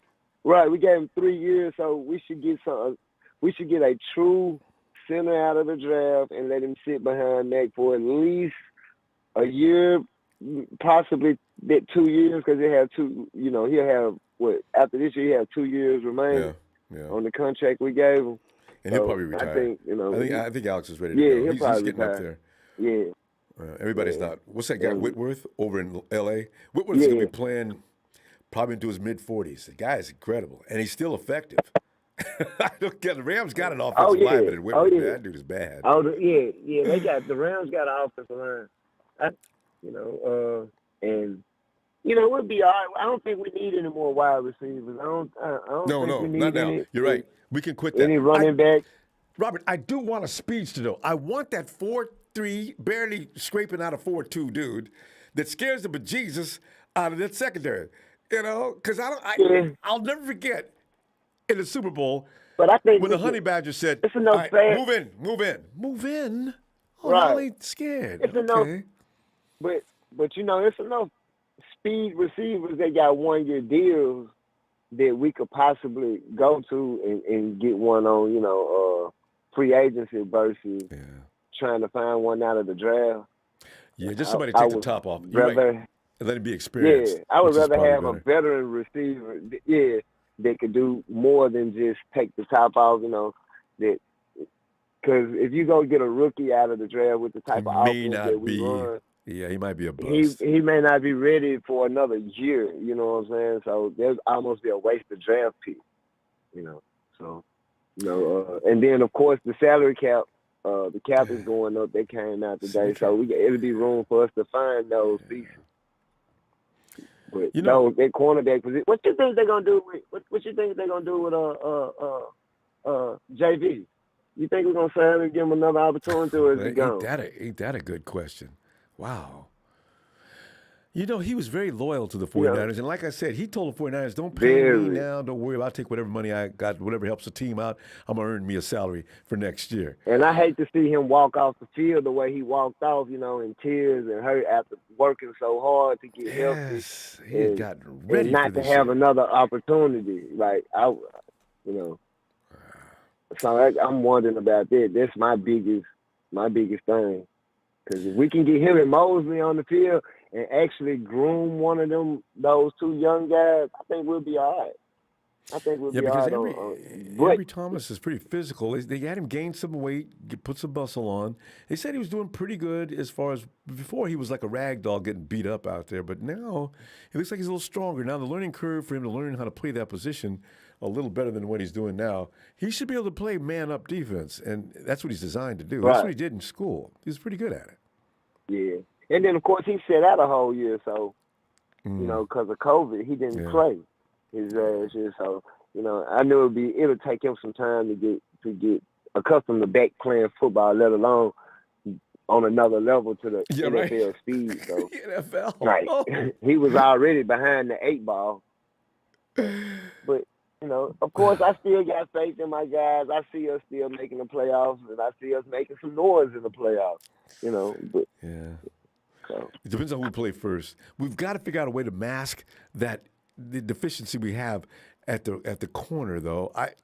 D'Amico's working on things now.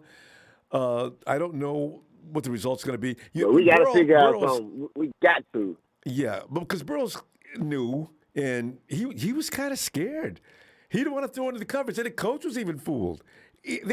Burrow kept his game short passes. They tried to run, but where was that Cincinnati bombs away on every other throw? They didn't try that. But that comes from him being the young quarterback also, because I can't see Aaron Rodgers or Tom Brady or any of those type of quarterbacks waiting 3 quarters or after the second half to attack the defense in places that is vulnerable because of how the scheme that we're running. I think they're going to recognize that off especially the top, Brady and Rodgers. And think about this for a minute. Yeah. Look who they have for. I got Devontae, you guys can't fool me. If I'm Aaron Rodgers, knowing Aaron Rodgers, and Brady, Mike, don't even talk about Brady's got 30, 40 weapons out there. He's not going to be scared. He ain't got he got plenty of weapons, and he got experienced receivers that know how to run routes and cut routes off to get open. So he got some weapons. So we're gonna need that experience from. But you know what, Robert? The funny thing about it is, this is where I wish we had Robert Saleh, not like D'Amico or Bill Belichick. See, guys like Belichick, Saleh, a few others around the league. For some reason, they still know how to stymie the most vicious offense in football all the time. Saleh was getting good at that. Last year, he took that ragtag bunch. We were number 5 in the NFL in defense. What? I didn't even know that. They scheme like Cal on the opposite end of the ball. Like they just as smart as like those guys you just mentioned. They're Kyle Shanahan of the defense, or possibly better than Cal. Like Belichick's been on the cutting edge of like defenses since what, early 2000s, So and there ain't nothing boy, they'll give you a game, and that's why people make a joke about the Patriots going to the Super Bowl. They need to stop laughing. If Nah. things continue the way they are, they might. Hey, Their precision tree we is what might I'm see talking a about. rookie. Execution, everything they do, they look sharp. I'm still surprised, but I acknowledge it. I gotta respect it. Oh yeah, that's the boot camp of the NFL. You know, Belichick don't play. He's running like a million. Like everything's timed by the second. Like he doesn't play. Like you better be where you're supposed to be. Or else, what does he do to you? Well, yeah, look, he got Judon is out there, the best guy. I look at some of these other guys like Van Noy. I was like, we were talking about this the other day. I said, you look at the guys that got playing. Those are not really big ticket blue chip dudes. They're good players, No. but they look better than they should. Who is that? It's coaching. It's coaching. It's coaching. It's coaching because I truly believe some of the players that we've had in the last since Kyle's been here wouldn't look the same. Like offensive players wouldn't look the same to other people's systems. Yeah, You know, that's true. and sometimes it's like actually, hey, look at our boy over there. He, Kendrick, he's actually showing up. That's an example. Man, we got to go, though. The man. It's amazing, ain't it? I do it. Hey, Yeah. we'll see you Friday, Robert. And we'll I continue. see y'all Friday. Yeah. Looking forward Let's to it. keep the faith red and gold till I'm dead and cold. Indeed. All right, fam. Have a great night. All right. And let's go check out. And Okie Niner says 4 out of 6 of our losses are in division. I know, right? That's really what's really hilarious. We could beat the Rams, but we got to lose everybody else. We got swept by the Cardinals and the Hawks, and then of course the Packers and the Colts. I'm still pissed off about the Packers game. That was right there. It was right there. 36 seconds. Please, we can do this. No, we can't. Anyway, Ellis. Good morning, Ellis.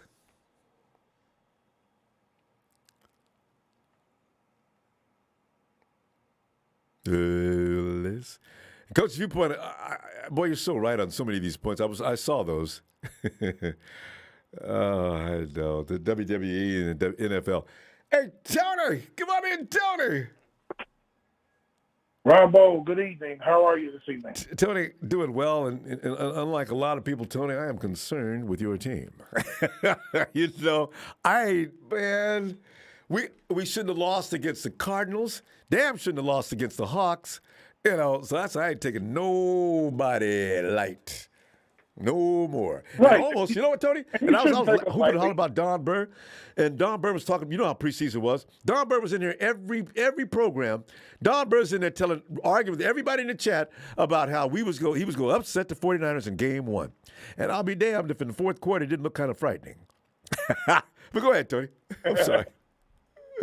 Yeah, we shouldn't be taken lightly. I still don't see us winning. I just don't. But, you never know. We don't have the talent we had last year or the year before, but we're improving. I got the Falcons finishing 8-9 this year. I don't think there's any way we're going to beat the 49ers or Buffalo. But we will beat Detroit and we will beat New Orleans the last week of the season. Tony, let me tell you one thing. Buffalo is the most Jekyll and Hyde team in a long time. What's his name's got a foot issue going on too. When do you play Buffalo? But man, around Buffalo, I can't figure them out. Remember I was telling you about a month ago, Buffalo, their defensive line, 9 deep, 5 defensive ends, either first or second round picks. Well, one of them's I can't think of that guy's name. One of them's a free agent, but he's a veteran free agent. I can't think of his name right off the bat, and then they got 4 defensive tackles. Mm-hmm. 3 of them are former first round picks, and one's a former second round pick. Mm-hmm. I can't figure them out. Well, it's not the defense as much as it is the offense. Now, Josh Allen, I'm not sure what goes through his head. He has some awesome games, and then all of a sudden he can't score that Jaguars beating, what was that about? What? Really? You guys scored 3 points? That's it? That's all you could do against the Jags? Yeah, So I didn't understand that one. yeah, I mean that's a real egg. I mean that tops anything. The worst quarterbacks in the league would have scored more than 3 points against the Jags. We scored more than 3 points against them. We scored 21. See, and you guys are not the worst team. But I mean the thing is, who's the worst team? Detroit would have scored more than 3 points. So wow. What would it be funny if I they think did have? I think the Houston Texans are the worst team in the league. And guess who they play? They play the Jaguars this Sunday. They need to flex that to a nighttime game. Well, yeah. Well, Ronbo, they're playing for the first overall pick bowl in that game. Hey, So neither team's going to try to win. how many games have the Texans won? Have they won one? Is there any? I think they won 2. Yeah, see, there's no team in the league that's got zip. Right? Right. Yeah, so Jacksonville got 2 wins. Detroit 1 win. in a tie. The Texans got 2 wins. Well, you know what? They beat Jacksonville and they beat Tennessee. The 49ers, we went through that, the Tom Sula, Chip Kelly periods. And actually, Jimmy T had 6 wins that year. Chip Kelly came in the following year and won 2 times. And by the way, I'd like to mention those 2 wins were the only 2 wins we had that year were against the Los Angeles Rams. Yes, sir. I mean, we didn't beat anybody else. We beat the Rams twice. Yes. Hey, Ronbo, where's Don Bird? Where's Raider Carlos? Where's Larry Hoover? Texas boy. They're all Texas boy was in here a few minutes talking trash about his defense, his best defense in football. Yeah. Yeah, right. We're gonna see. We're gonna see. You know, I do have to respect Dallas because when they are on, they are really tough, and they got really. When you look at the personnel, if they had a better coach, I don't know. Aaron Rodgers fired him. They have the personnel to be tough, but you got Skip Bayless saying bad things about Dak recently. It was pretty funny. So, Well, they said Jerry Jones had a sit-down meeting with Dak. The meeting was like, well, look, I paid you the money you want. You got all your weapons back. I need you to produce because, he struggled in that Washington game. Yeah. With all his weapons. He better be glad that WFT was missing that all world tight edge rusher too. Chase. Yeah. Yep.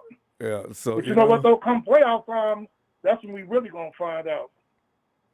Come playoff time. Yep. And Tyron Smith, he's getting old. Their O-line's getting old. Zeke is not who he used to be. But see, Tony, here's what the funny part is. What's that other running back they got?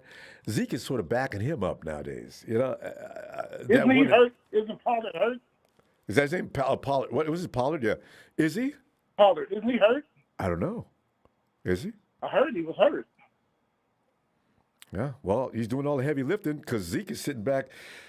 Oh man, I feel some tightness in my hamstring. Coach, I'm gonna have to come out. Yeah. So. Did you hear that DeAndre Hopkins is out for the season? Yep. Regular season. Well, you know what? If it's a knee, maybe it's going to be more than a regular season. You're right. Yeah, he's done, but they're deep at receivers. So now A.J. Green and Christian Kirk. Both of them are doing good. And that kid from Purdue, they're going to get more balls thrown to him now. Yeah. It's just about, more distribution with the other guys. But D-Hop is that standout, that guy that they look at as, one of those best of all time type of receivers. So I should have known he was hurt. I didn't really realize, because I know he wasn't playing up to par lately, but I know he's in any pain. So. And 2 weeks from now, Arizona at Dallas. Arizona will beat Dallas. Watch what I tell you. They got the best defense in the league, Tony. Don't bring Texas boy. Don't make Texas boy come back in here. I'm just stating what I know. 'Cause AJ Green, that dude's 6'4". You can't cover him. You know, though, Micah, that dude is having a year. Somebody said between him and Nick, it's not for sure. Nick could be all Pro Bowl, all Pro this week, but should Micah have that spot versus Nick? I couldn't say Both anything. of y'all, you talking about defensive player of the year? Yeah. I think should have said Garrett's that. gonna win that. Yeah, I think Myles Garrett's gonna win that. Yeah, Miles is in the mix too. Yeah, you're right. Yep. Miles, Nick, Micah. That's it. Those are the three top sack guys too. Yeah. So, that's going to be interesting to see. It's going to come down to the stretch. Which one actually is the most valuable to his team, I guess, too. Myles Garrett, did the Browns have anybody else that's doing anything over there? Clowney is just starting to play late in the season. That's what he does. Clowney goes around collecting checks all over the NFL and puts in a minimum amount of work. and you know what? Yes, he does. But Myles Garrett has definitely gotten scary. That takeaway and pick up and run to the end zone the other day, and he looked like a running back going down the field. What's a freak athlete? Really crazy freaky. Man, and I'm afraid. I told my chat just yesterday. I said, man, I'm a DJ Jones. We got a rookie left guard. Mm-hmm. He played right tackle at Michigan. He was a 3rd-round pick. Jalen Mayfield. He's been playing better the last 3 or 4 weeks. But I remember week 1 with Fletcher Cox. Mm-hmm. They just destroyed him. And man, he got DJ. He's going up against DJ Jones. I am not. I'm gonna try. In the middle, yeah. DJ has gone to another place. He's like. Really, and he's fast, and he's big and strong. Let's see, Tony. You know what? I tell you what, ain't nothing given here. Any given Sunday, I ain't taking nothing for granted. I got a feeling that's going to be a game, Tony. Woo! I'm looking forward. To watching Deebo, and you're going to see Cordell going to be running the football more than Deebo. He's going to get more. That's going to be good to watch, both. Because if I was the Falcons, I'd be running him out wide. I'd have because we got Ambry out there. Everybody in league's going to figure that out soon. I'm worried about that, man. Anyway. Well, your team's already seen the film, so they know. Yeah. Oh God. Anyway, Tony, let me see. I see you Friday looking for you. All right. But it'll be funny, Tony. Yes, you got to come in and give us a score. That'd be great. We got our buddy Tony coming in during scoring night. All right, Tony. Talk to you Friday. Later, Don Bird, Raider Carlos, Larry Hoover. Tommy Testosterone. Paging Tommy Testosterone. And that fool. What is that clown's name? God, he hasn't been in here a long time. It used to make me so mad. His favorite word was delusional. What is that clown's name? Anyway, I got to write it down so I can cuss him out. I know he's watching. All right. Tony, I'll see you. They're watching. They all watching. I know they still want to come in the chat. They're embarrassed. All right, Tony. Have a great night. I'll see you Friday. Looking forward. All right, fam. Let me go out to. Let me bring him in. The only man. No. Rod actually is. I mixed him up with somebody else in Bama that does not like Bama. It's crazy. One of the only guys in Bama doesn't like Bama. But hey, Rod, Niners!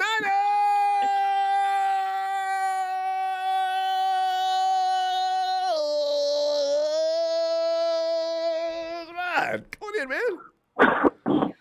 Man, boy, that was a good one, Ronbo. Appreciate that entrance, baby. You know what's going on. Right? And we're looking at this matchup coming up this weekend with Cordelle and versus Deebo. They're both guys who bring the same thing to the table, and which one of them's going to triumph, and which one's got to deal with the most pressure and defense, And actually, it's right. Kind of hard call to make. We've talked about everything but that for the most part. Roger, you touch upon that in the D4 situation. Anything else you want to do? Go ahead. Well, first of all, to respond to what you were saying earlier today. This trouble we've been having with these guys backdates to when they were once in the NFC West. Mm-hmm. Remember the day I do. of Billy Joe Tolliver throwing the Hail Mary pass? Oh, man. It's just Man. Falcons history. Even when Dion was over there, it was rough. You know what I'm saying? So, this team, and in 2019, went to the Super Bowl and still found a way to lose to the Falcons. What? Yeah. Yeah, that controversial catch Julio Jones made. Stepping out of the end zone. Remember, though, Jimmy's too little. He couldn't stand him up. If he could have stood Julio up, then he wouldn't have crossed the plane. Julio just leaned back into Jimmy and fell over the oh, man. I said, look at this. Lost the game. Man. Yeah, boy, I tell you. But I think this time around, Kyle Shanahan is probably personal. So, the good news, I guess, for the Falcons, Dan Quinn, he won't be there. So, but it'll be still Kyle Shanahan. He 0-1. Remember the last time we played against him, like you said, was matter of fact, the year we went to the Super Bowl.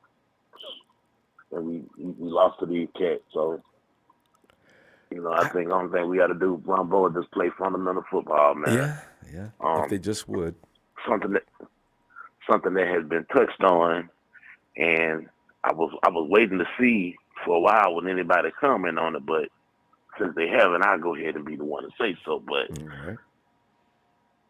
Bill Belichick, just as far as what the 49ers do to win games, Bill Belichick a few weeks ago had Mac Jones do the exact same thing we did to the Green Bay Packers in the NFC Championship game when Jimmy only threw a few passes, and just pretty much ran a dominant running game. And, I think a lot of times, people think, look, the objective of football is to win and to have the most points at the end of the game. Mm-hmm. If you have to win some of those ugly contests by, a strategy that's not is necessarily exciting to see, then you do what you got to do. It's chess, it ain't checkers.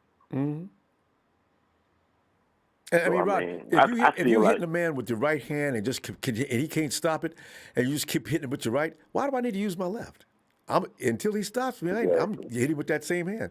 And Mostert was having a record year. Ain't nobody ever gonna catch that record.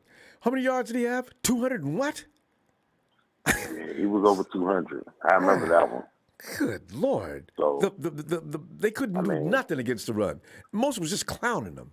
So I'm going to let him keep running, And to be honest with you, Ronbo, I feel like this is the type of coaching that, really inspires us to win because,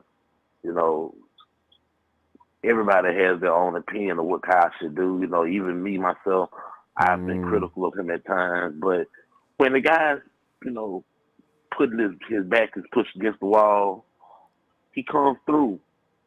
And I just wish he would be inspired to coach like that all the time and not just, when it looks like it's starting to slip away. Just keep that aggressive approach, man. You don't have to prove to us that you're a genius offensive coordinator. Good point. / head coach. We already know what you can do, man. No need to get cute unnecessarily. Yes. Like you said earlier, the Green Bay game. Come on, things like 36 seconds left. Okay, we in the red zone, and you just immediately score and decide to give Aaron Rodgers 36 seconds. Like he can't then stretch the field and get him in field goal range. That just was one of the most Kyle-less type of actions in a clutch moment that I've ever seen. We just got to just be on top of it, man. This team has the ability to do a lot of things. It's like you think about, man, every time it looked like it was ready for us to just hang the season in. Even the callers were calling in saying we need to just go ahead and throw Trey Lance in and get the season away. The season's over now. Right, Can't give up so easy, especially the way the season is now. I mean, these games, the league has almost reached a parity. Rod, pretty soon you're going to see every year, and 9-8 record is going to get you into the playoffs. And that's going to become a norm because every city, the cap has made it possible for everybody to sign top players. Draft is like, depends on how good your people are. But, yeah, it's getting rough out here. Yeah. So, I mean, I'll make this short because I know we've been on here for a minute, but as far as the Cordelle Patterson thing goes, he's a great guy. I mean, as far as what he does on the field, I think our type of defense doesn't just allow one person to dominate a defense like ours. So, it'll be interesting to see, but I mean, I think he'll get his touches, but I don't see him having one of those dominant games like he's known to have because, the original the OG now name is, Deebo Samuel. So. Deebo! Whoa! Does it with confidence too, Rod. Deebo knows he can't be stopped. I love it. You can see he's got a little cocky about it too. It's good to see that type of confidence, man, especially considering what things have been like with these past 2 injury-plagued seasons for our best players anyway. Ronbo has been nice, man. I'm going to have to catch you on the next one. And Friday, bring that score with you because I'm going to be looking for it because I know, Rod, you know exactly what's up. And we going to win this game if we just do everything we're supposed to do and not get caught up in anything strange. So, yeah, fam. Ready for that, Holla? I'm going to give it to you right now. You ready? 3 and 2. I'm ready for it. Give it to me. And Niners!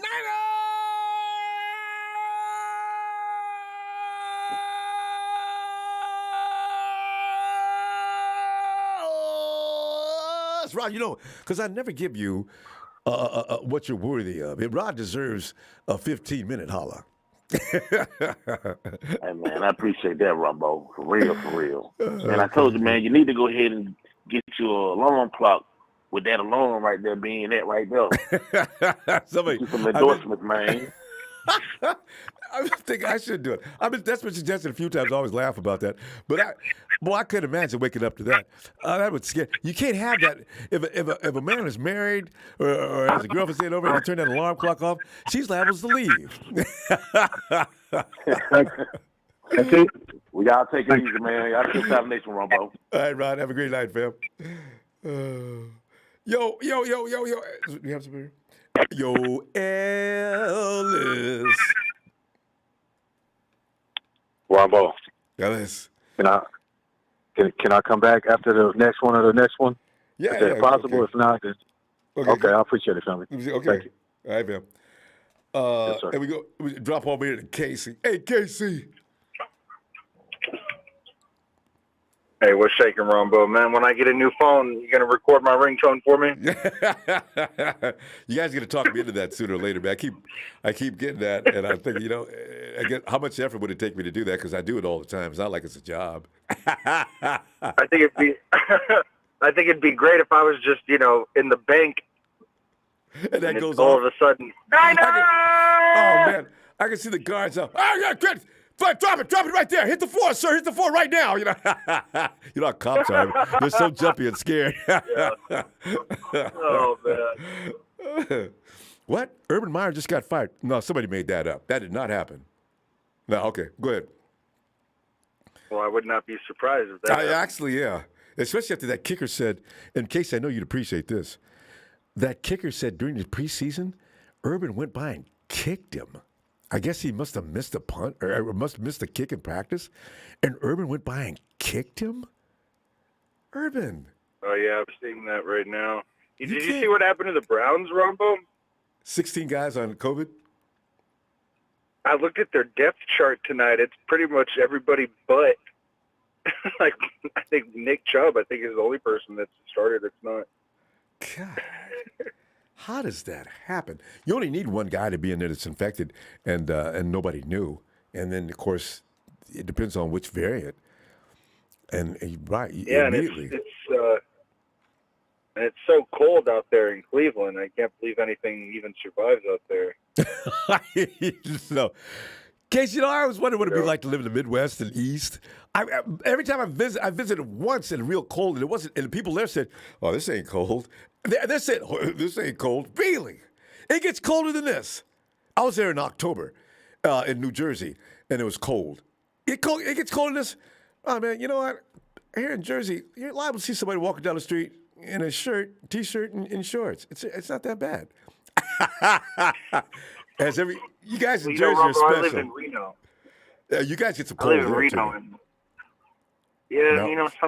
and sometimes I think like 48 and raining is colder than like 20 degrees and snowing. I don't know. It's kind of weird, but No, because you're right, because it's more wetness, the humidity, and the cold. It digs deep into the body. You're right, especially if there's just a tiny bit of wind coming off that wetness. Yeah. Well, here we are, with the Falcons ahead of us, and we're talking about our arthritis, Ronbo. This is Florida, such an exciting week. LA. hey, McCase, you know what? Cordelle Patterson versus Deebo this week. I got a feeling Deebo's role is not going to be. Cordell's probably going to be extended to play both running back and wide receiver. I would, because we got a weakness out in the corner areas, right? But, yeah, what do you foresee coming between that matchup? Well, if I'm not mistaken, I thought I saw a stat that said Cordell Patterson had 16 rushes last week. That's a lot, huh? Yeah, for him, that's a lot.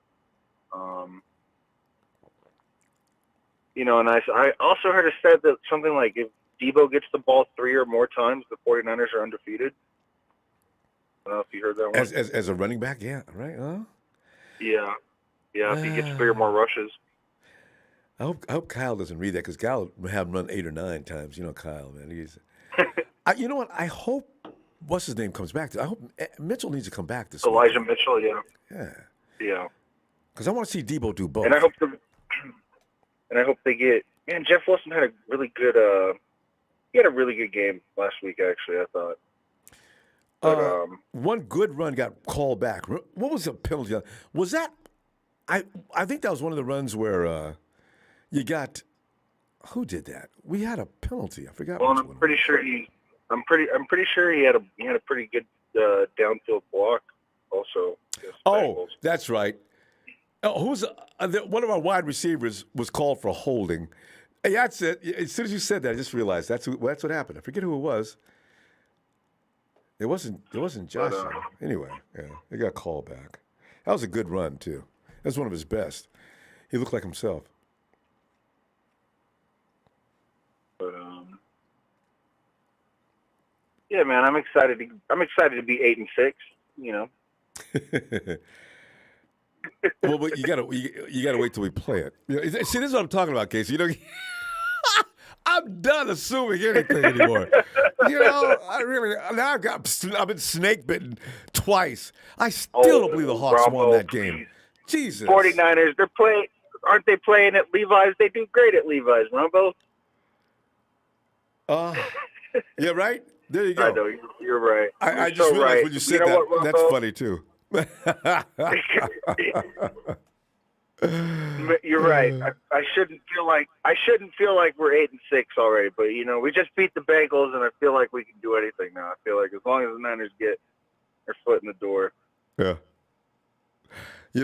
Because the thing is, you're supposed to win the games you're supposed to win. Now, if we're supposed to be supposedly a favorite to beat the Falcons, please don't find a way to lose to them. We were favored to beat the Hawks too, when we found a way to lose miserably. Hey, Ronbo, did you hear Hightower speak today to the media? What did he say? I didn't hear it. He was talking about Wisnowski and how he has. Oh, I'm sorry. You're talking about a defensive coordinator. I mean, our special teams coach. Yeah, you're right. Yeah, I know. I did hear that. I heard about the banana. Oh, Casey, what is the banana? That was I don't know. I didn't hear about that, but I was just gonna say I think they should start Wisnowski at kicker, because he's obviously got a way with the ball and caused those 2 bobbles last week against the Bengals. And that was funny. I just want to get rid of Robbie at any cost. Maybe that's what a banana is. Hey, yeah, maybe it was spinning sideways like a boomerang or something. Who knows? Since he's from Australia. The thing is, that ball, you could see it doing weird things with this guy's chest, though. It did not come down normally. Yeah. Like you said, Hightower says he's got all kind of talent, and we already know he can tackle. My God, Mitch can take a man down quick too. So, They're only as strong as their weakest link, Ronbo, and until they get a better kicker, I'm just not sure about anything. Hightower defended him. You saw the whole conference, right? Hightower defended Robbie, and what did he say? Robbie's been around for a long time, and he's going to do what it takes to get better, and he knows what he's got to do. And I'm sitting there thinking, Ronbo, I don't know how anyone, honestly, Ronbo, like I don't show up to the Ronbo show and just want to like lay it on people. And I know people call in, and like it's all like Jimmy gets most of the flack, right? But if there was one person on this team, man, it'd be Robbie, man. And I just don't understand how anyone in their right mind, like call me Niner Casey right now, man, because I don't know how anyone could defend this guy at this point. Like who cares about what he did 2 years ago, man? This guy, you can't say this guy's a clutch kicker because he's just not. And he just has never been. And but he used to be, Casey. 2017, he was pretty good at that. Things start to go south in 2018. As I remember, he started missing 1, 2. How many did he miss this year? I think he's missed over 2 already. Just saying, Ronbo, it's bad juju, man. We got to get. I'd rather see Deebo out there making kicks, Ronbo. I don't care. I just want to get. I'm with you. I want Mitch Wisnowski to work on both. We already know he can punt. Mitch was actually not awful. From what I hear, it's drastically different to your body, like how your body can do it, and like it is because you put so much like force through it. Like it's. I don't know, man. I just know that my high school PE coach could hit 60, and he never had a contract. He never made $5 million or anywhere close to it.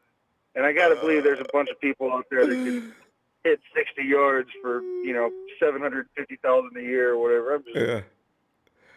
I feel like he's a liar too, to be honest. But anyway,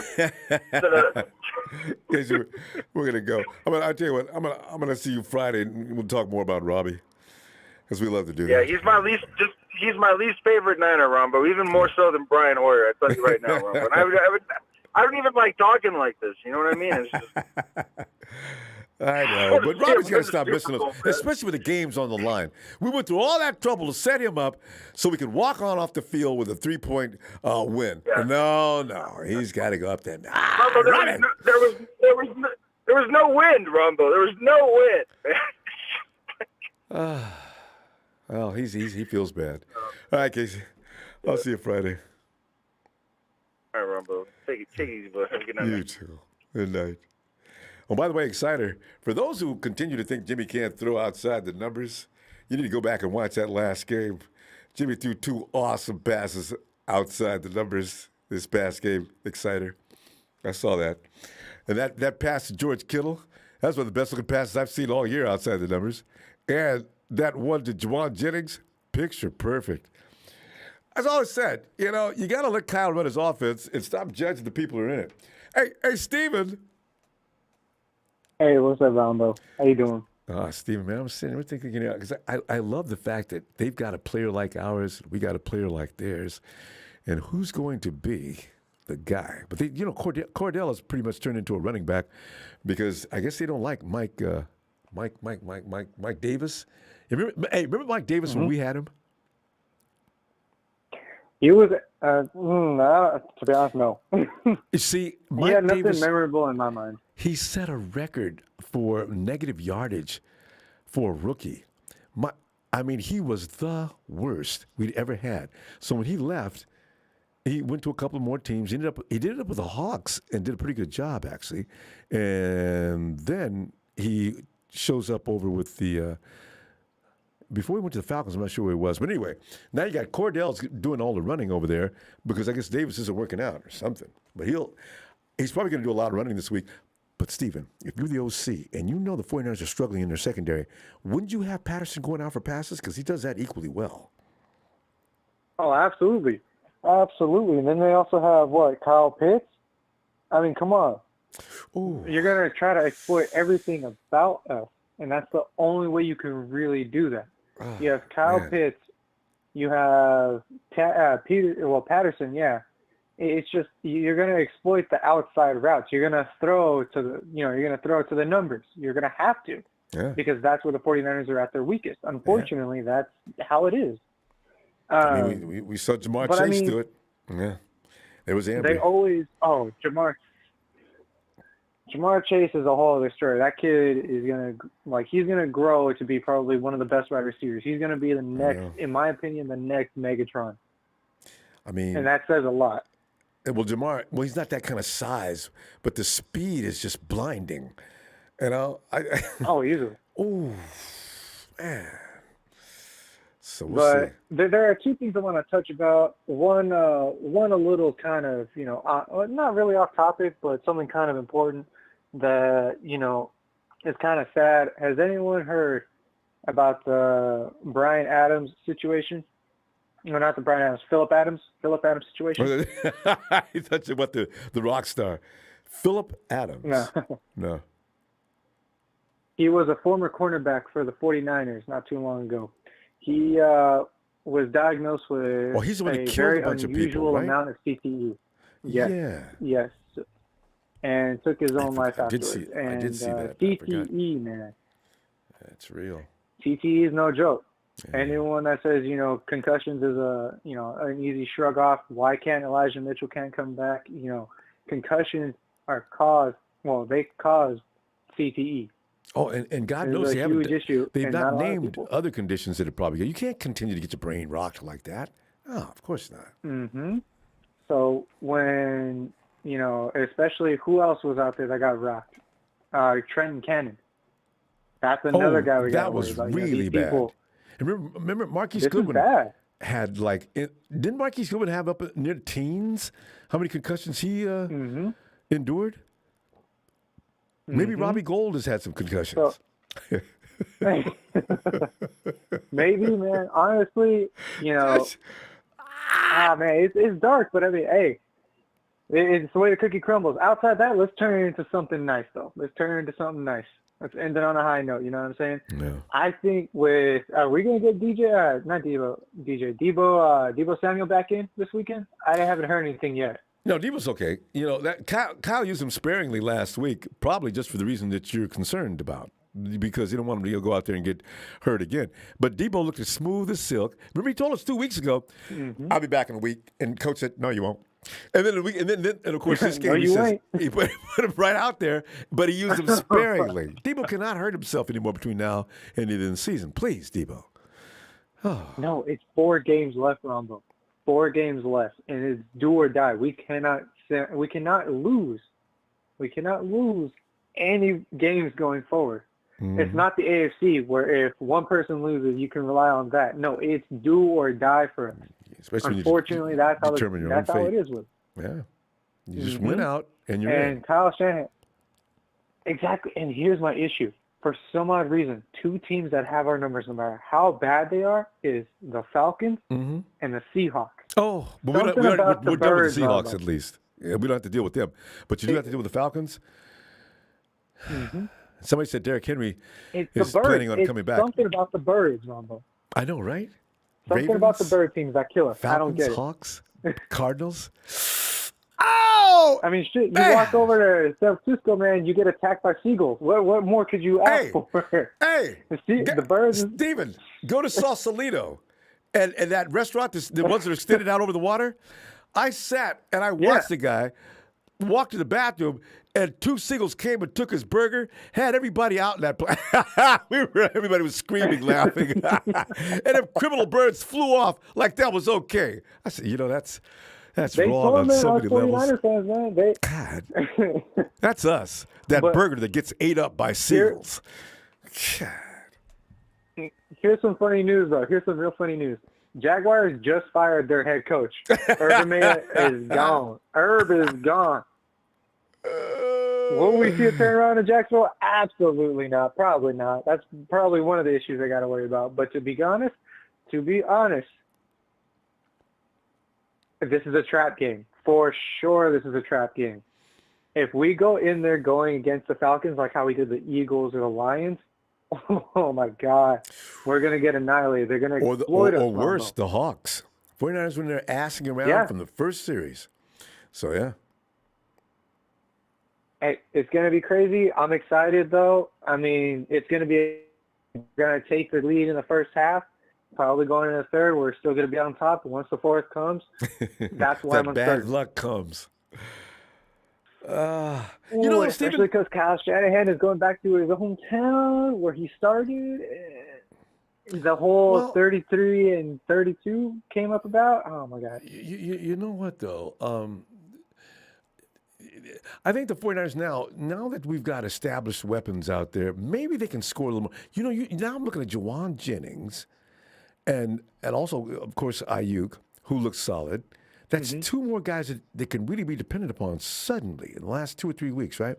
And don't even talk about George Kittle and Deebo. Those guys are going to get it. They're going to get theirs no matter what, right? And now if we could just without a doubt. if you could just get Elijah Mitchell, I keep saying, wow, if the 49ers get Elijah Mitchell, Stephen, you know what? It wouldn't be a bad idea if Elijah rested another week. Maybe Jeffrey Wilson Jr. can play this week, and you just don't have to rely on. I don't want Deebo out there running too much, but let Wilson and Jermichael Hasty do it. Jeff. Oh, that's right. He's coming back. Okay, so rotate Jermichael Hasty, Jeff Wilson, and Sermon. Utilize them. We have them there is Sermon for that back reason. this week? I think Sermon is back this week. Really? I'm going to have to follow up with you on that on Friday. So I'm going to get back to you on that just in case. You know, wait, no, he's not. You know why? Has he been gone 3 weeks? They put him on the IR. He has to wait 3 weeks. Man.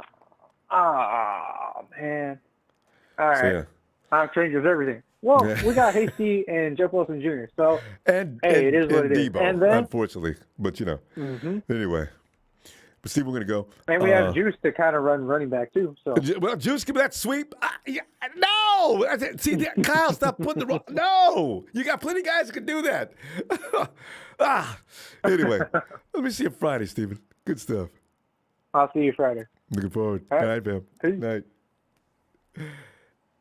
And there's Ellis is ready. Ellis.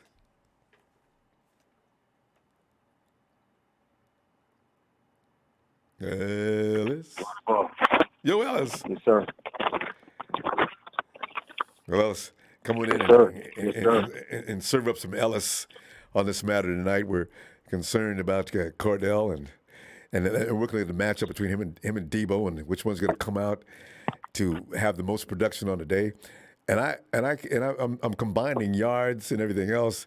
I'm looking at Cordell and I'm looking at our secondary.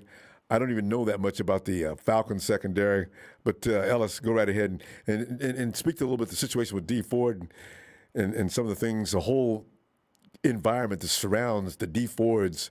We've got to come out of that hole. Well, go ahead. Well, is D4 trying to look for sympathy or something by giving a leg up to everybody telling him he's not going to be on the team anymore? It's like, don't start feeling sorry for yourself, my guy. You just got almost $100 million, and you ain't had to play nothing but what? You probably played 50 snaps or 50, 60 snaps, less than 100 snaps in what, 4 years? 3 years? It is 3, right? Come on, I might be giving him too much. Yeah. I might be giving him too many snaps. 19, right? Yeah. 19, yeah. I think 19 was our first year with him. Yeah. Great and he job. played 11 games that year, and in 2020, did Deebo play? He played 1 game last year, right? And then he's got maybe 2 or 3 games this year. Does he have 2 or 3 games? So he might got 50 snaps. He played like 20. He played 20 or 30% of the game. Even in 2019, he was on restriction. Yes, he was only in for what, third downs, pretty much for the most part. Yeah, because Eric Armstead was out there most of the time. We can't, don't do that, D. Just bow out quietly, man, and just say, there's nothing I can do, man. I can't deliver, and this is part of the sport. This is part of the game, and that's what has to happen. You gotta step and bow away, man. You're taking up a roster spot. With $85 million. Well, exactly. You know what? They restructured the contract, so he's not going to be able to bank all that. But still, Mike, wouldn't you love to have that job? So he's got to go, man. That's a lot of money. It is what it is, family. Oh, yeah. But yeah, bye, D. You got all that money. You got guys that'll play for, that'll play for less than 1% of that. You know what I'm saying? And play harder. But I mean, you can't control what happens to your body, man.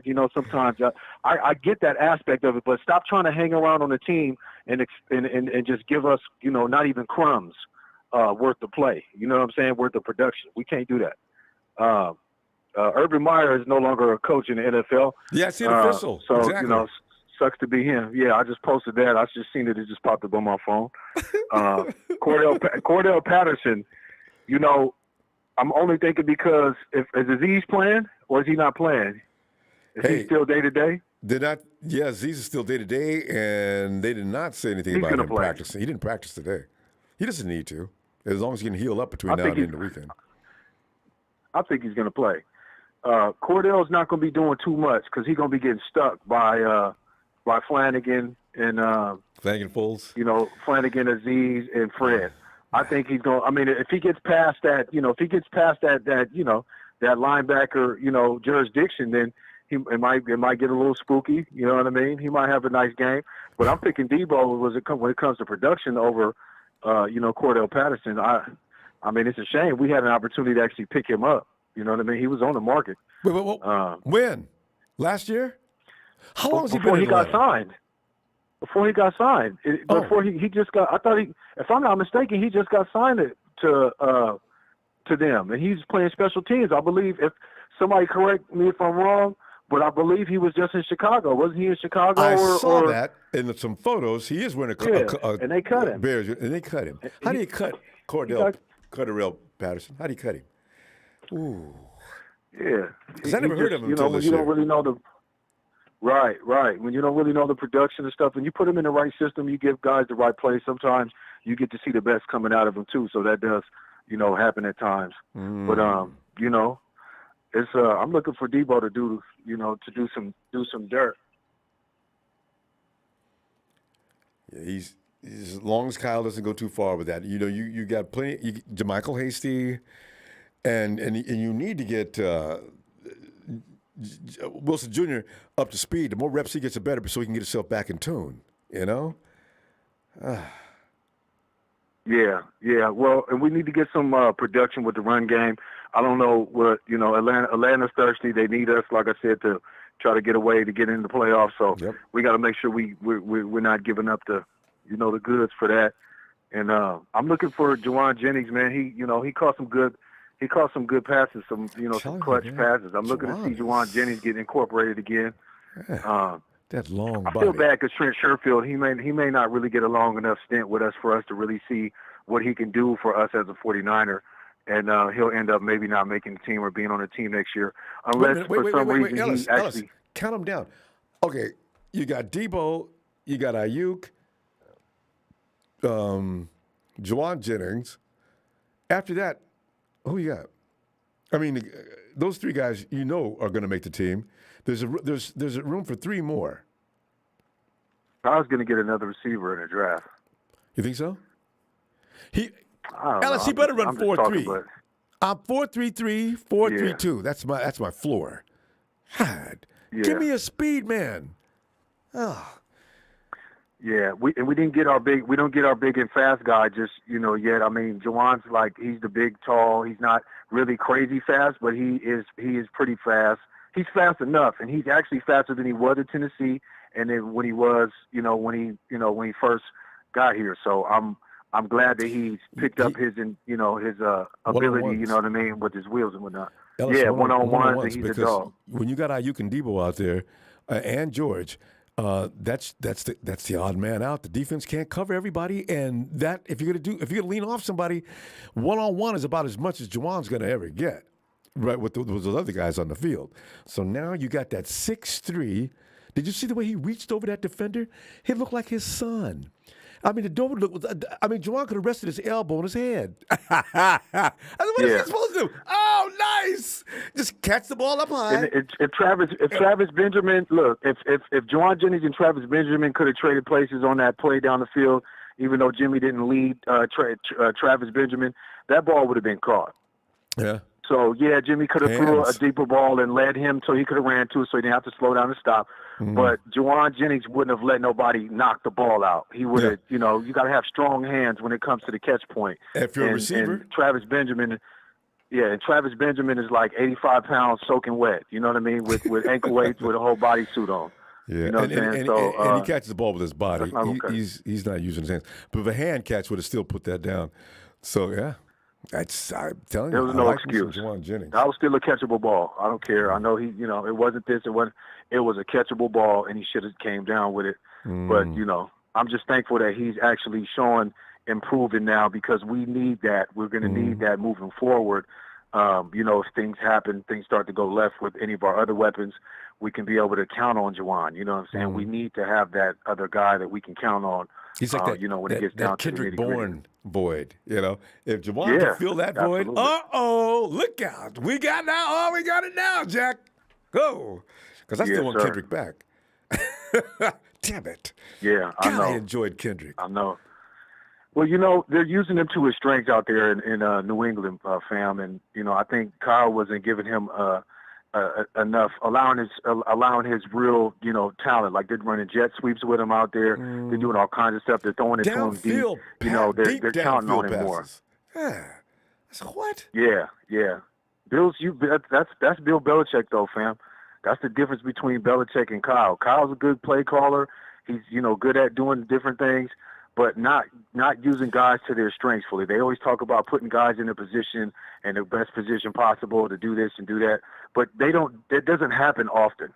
It still doesn't happen often. It happens with George. It happens with Deebo. Yeah. But when you got other guys on there that are really good and great players that we can count on, that we can utilize in the ways that the specialties that they have about themselves or allowing them to expand and see other things that these guys may possess, and you know, because you don't just come in as a one trick pony all the time. You know what I mean? You got guys that have other attributes, but there has to be somebody that wants to utilize them in other ways. Similar to how Kyle's using Deebo as a running back, but he's not doing that with other players. He's doing, you know, he's got his guys, and you know, he wants to keep kicking that tire. But what about these other guys? You know, what about using Juszczyk more? You know, what about, you know, because Kyle Juszczyk stays wide open. A fail. He stays wide open all the damn time, you know. So I'm hoping that he'll start doing that once we get closer to the playoffs. And, you know, I mean, I'm praying that we get there. But, yeah, so, you know, we're going to be gravy. Yeah, we are. I'll tell you what, I'm going to see you Friday. Shout out to Tony, man, with the humbleism, man. Shout out to Tony, you know, from Atlanta, man. He's always humble and you know, and stuff like that. He don't come in talking crazy, and you know, we want to win the game just like they do, and so you know, hopefully we can get a good game out of this, and I mean, we can be victorious, but you know, we can't sleep on the Falcons. Right, ain't no promises. That's why anyway, I'm done disrespecting other teams. After that Hawks loss, I said, well, I'll go to hell. The Hawks got no business winning this game, and look at them.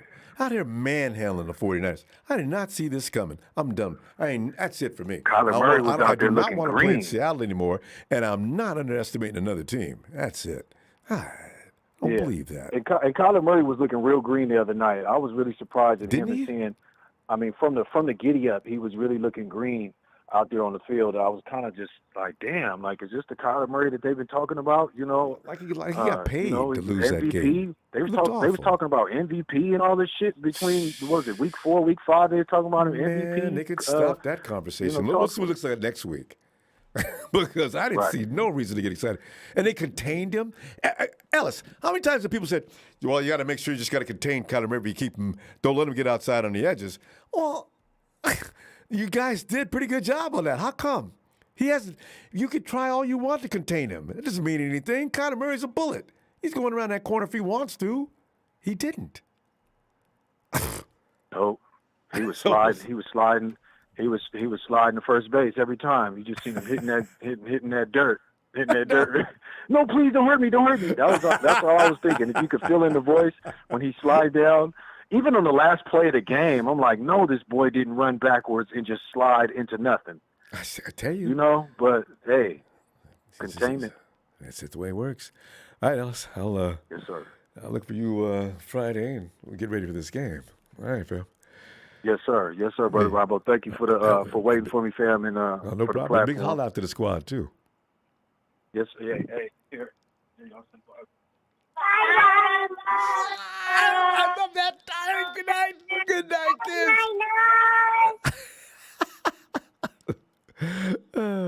I got. You know what I need? When we take Jimmy down, I got to get pictures of the squad and Bim and Bam. Big photo and hang them up on the wall. It's so adorable. Yeah, definitely, fam. I'm gonna do a video call one of these days when I got him here. I don't know how to call in during the week. You know how to get in on Zoom throughout the week. You might need to. That'd be awesome. We'll keep that. Okay, right, family. Peace and love. Get Thank back you, at brother. Jealous. Night. Respect. Peace. Okay. Fam, I'm going to go ahead and go. Every time I do this, I work up an appetite. But I'm not going in there frying no fish. But I like to saute and broil and steam. Nothing wrong with that. It's better for you. Fam, hey, but have a great night, fam. Huh? Wait, did I miss something?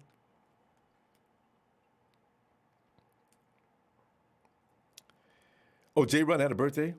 J. Run, it's just, oh, no, J. Tan had a birthday. J. Tan, happy belated birthday.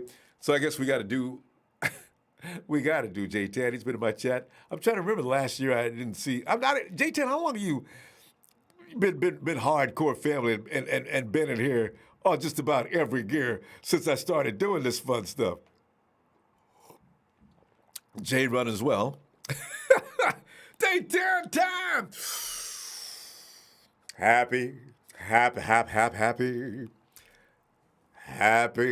Niners birthday to the J-Tan! Happy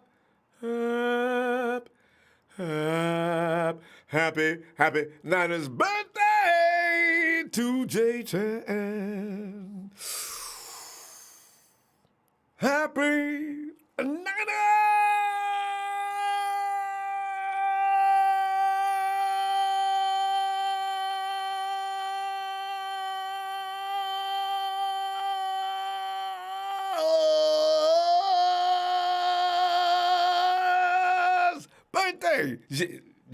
That was a Mariah Carey. You know, that's that diva style. Birthday, J-Tan. J-Tan, have a great birthday, fam. I'll see you Friday. And let's get them scores going and see what's up. Night, fam. Oh, I just did it. That's enough noise.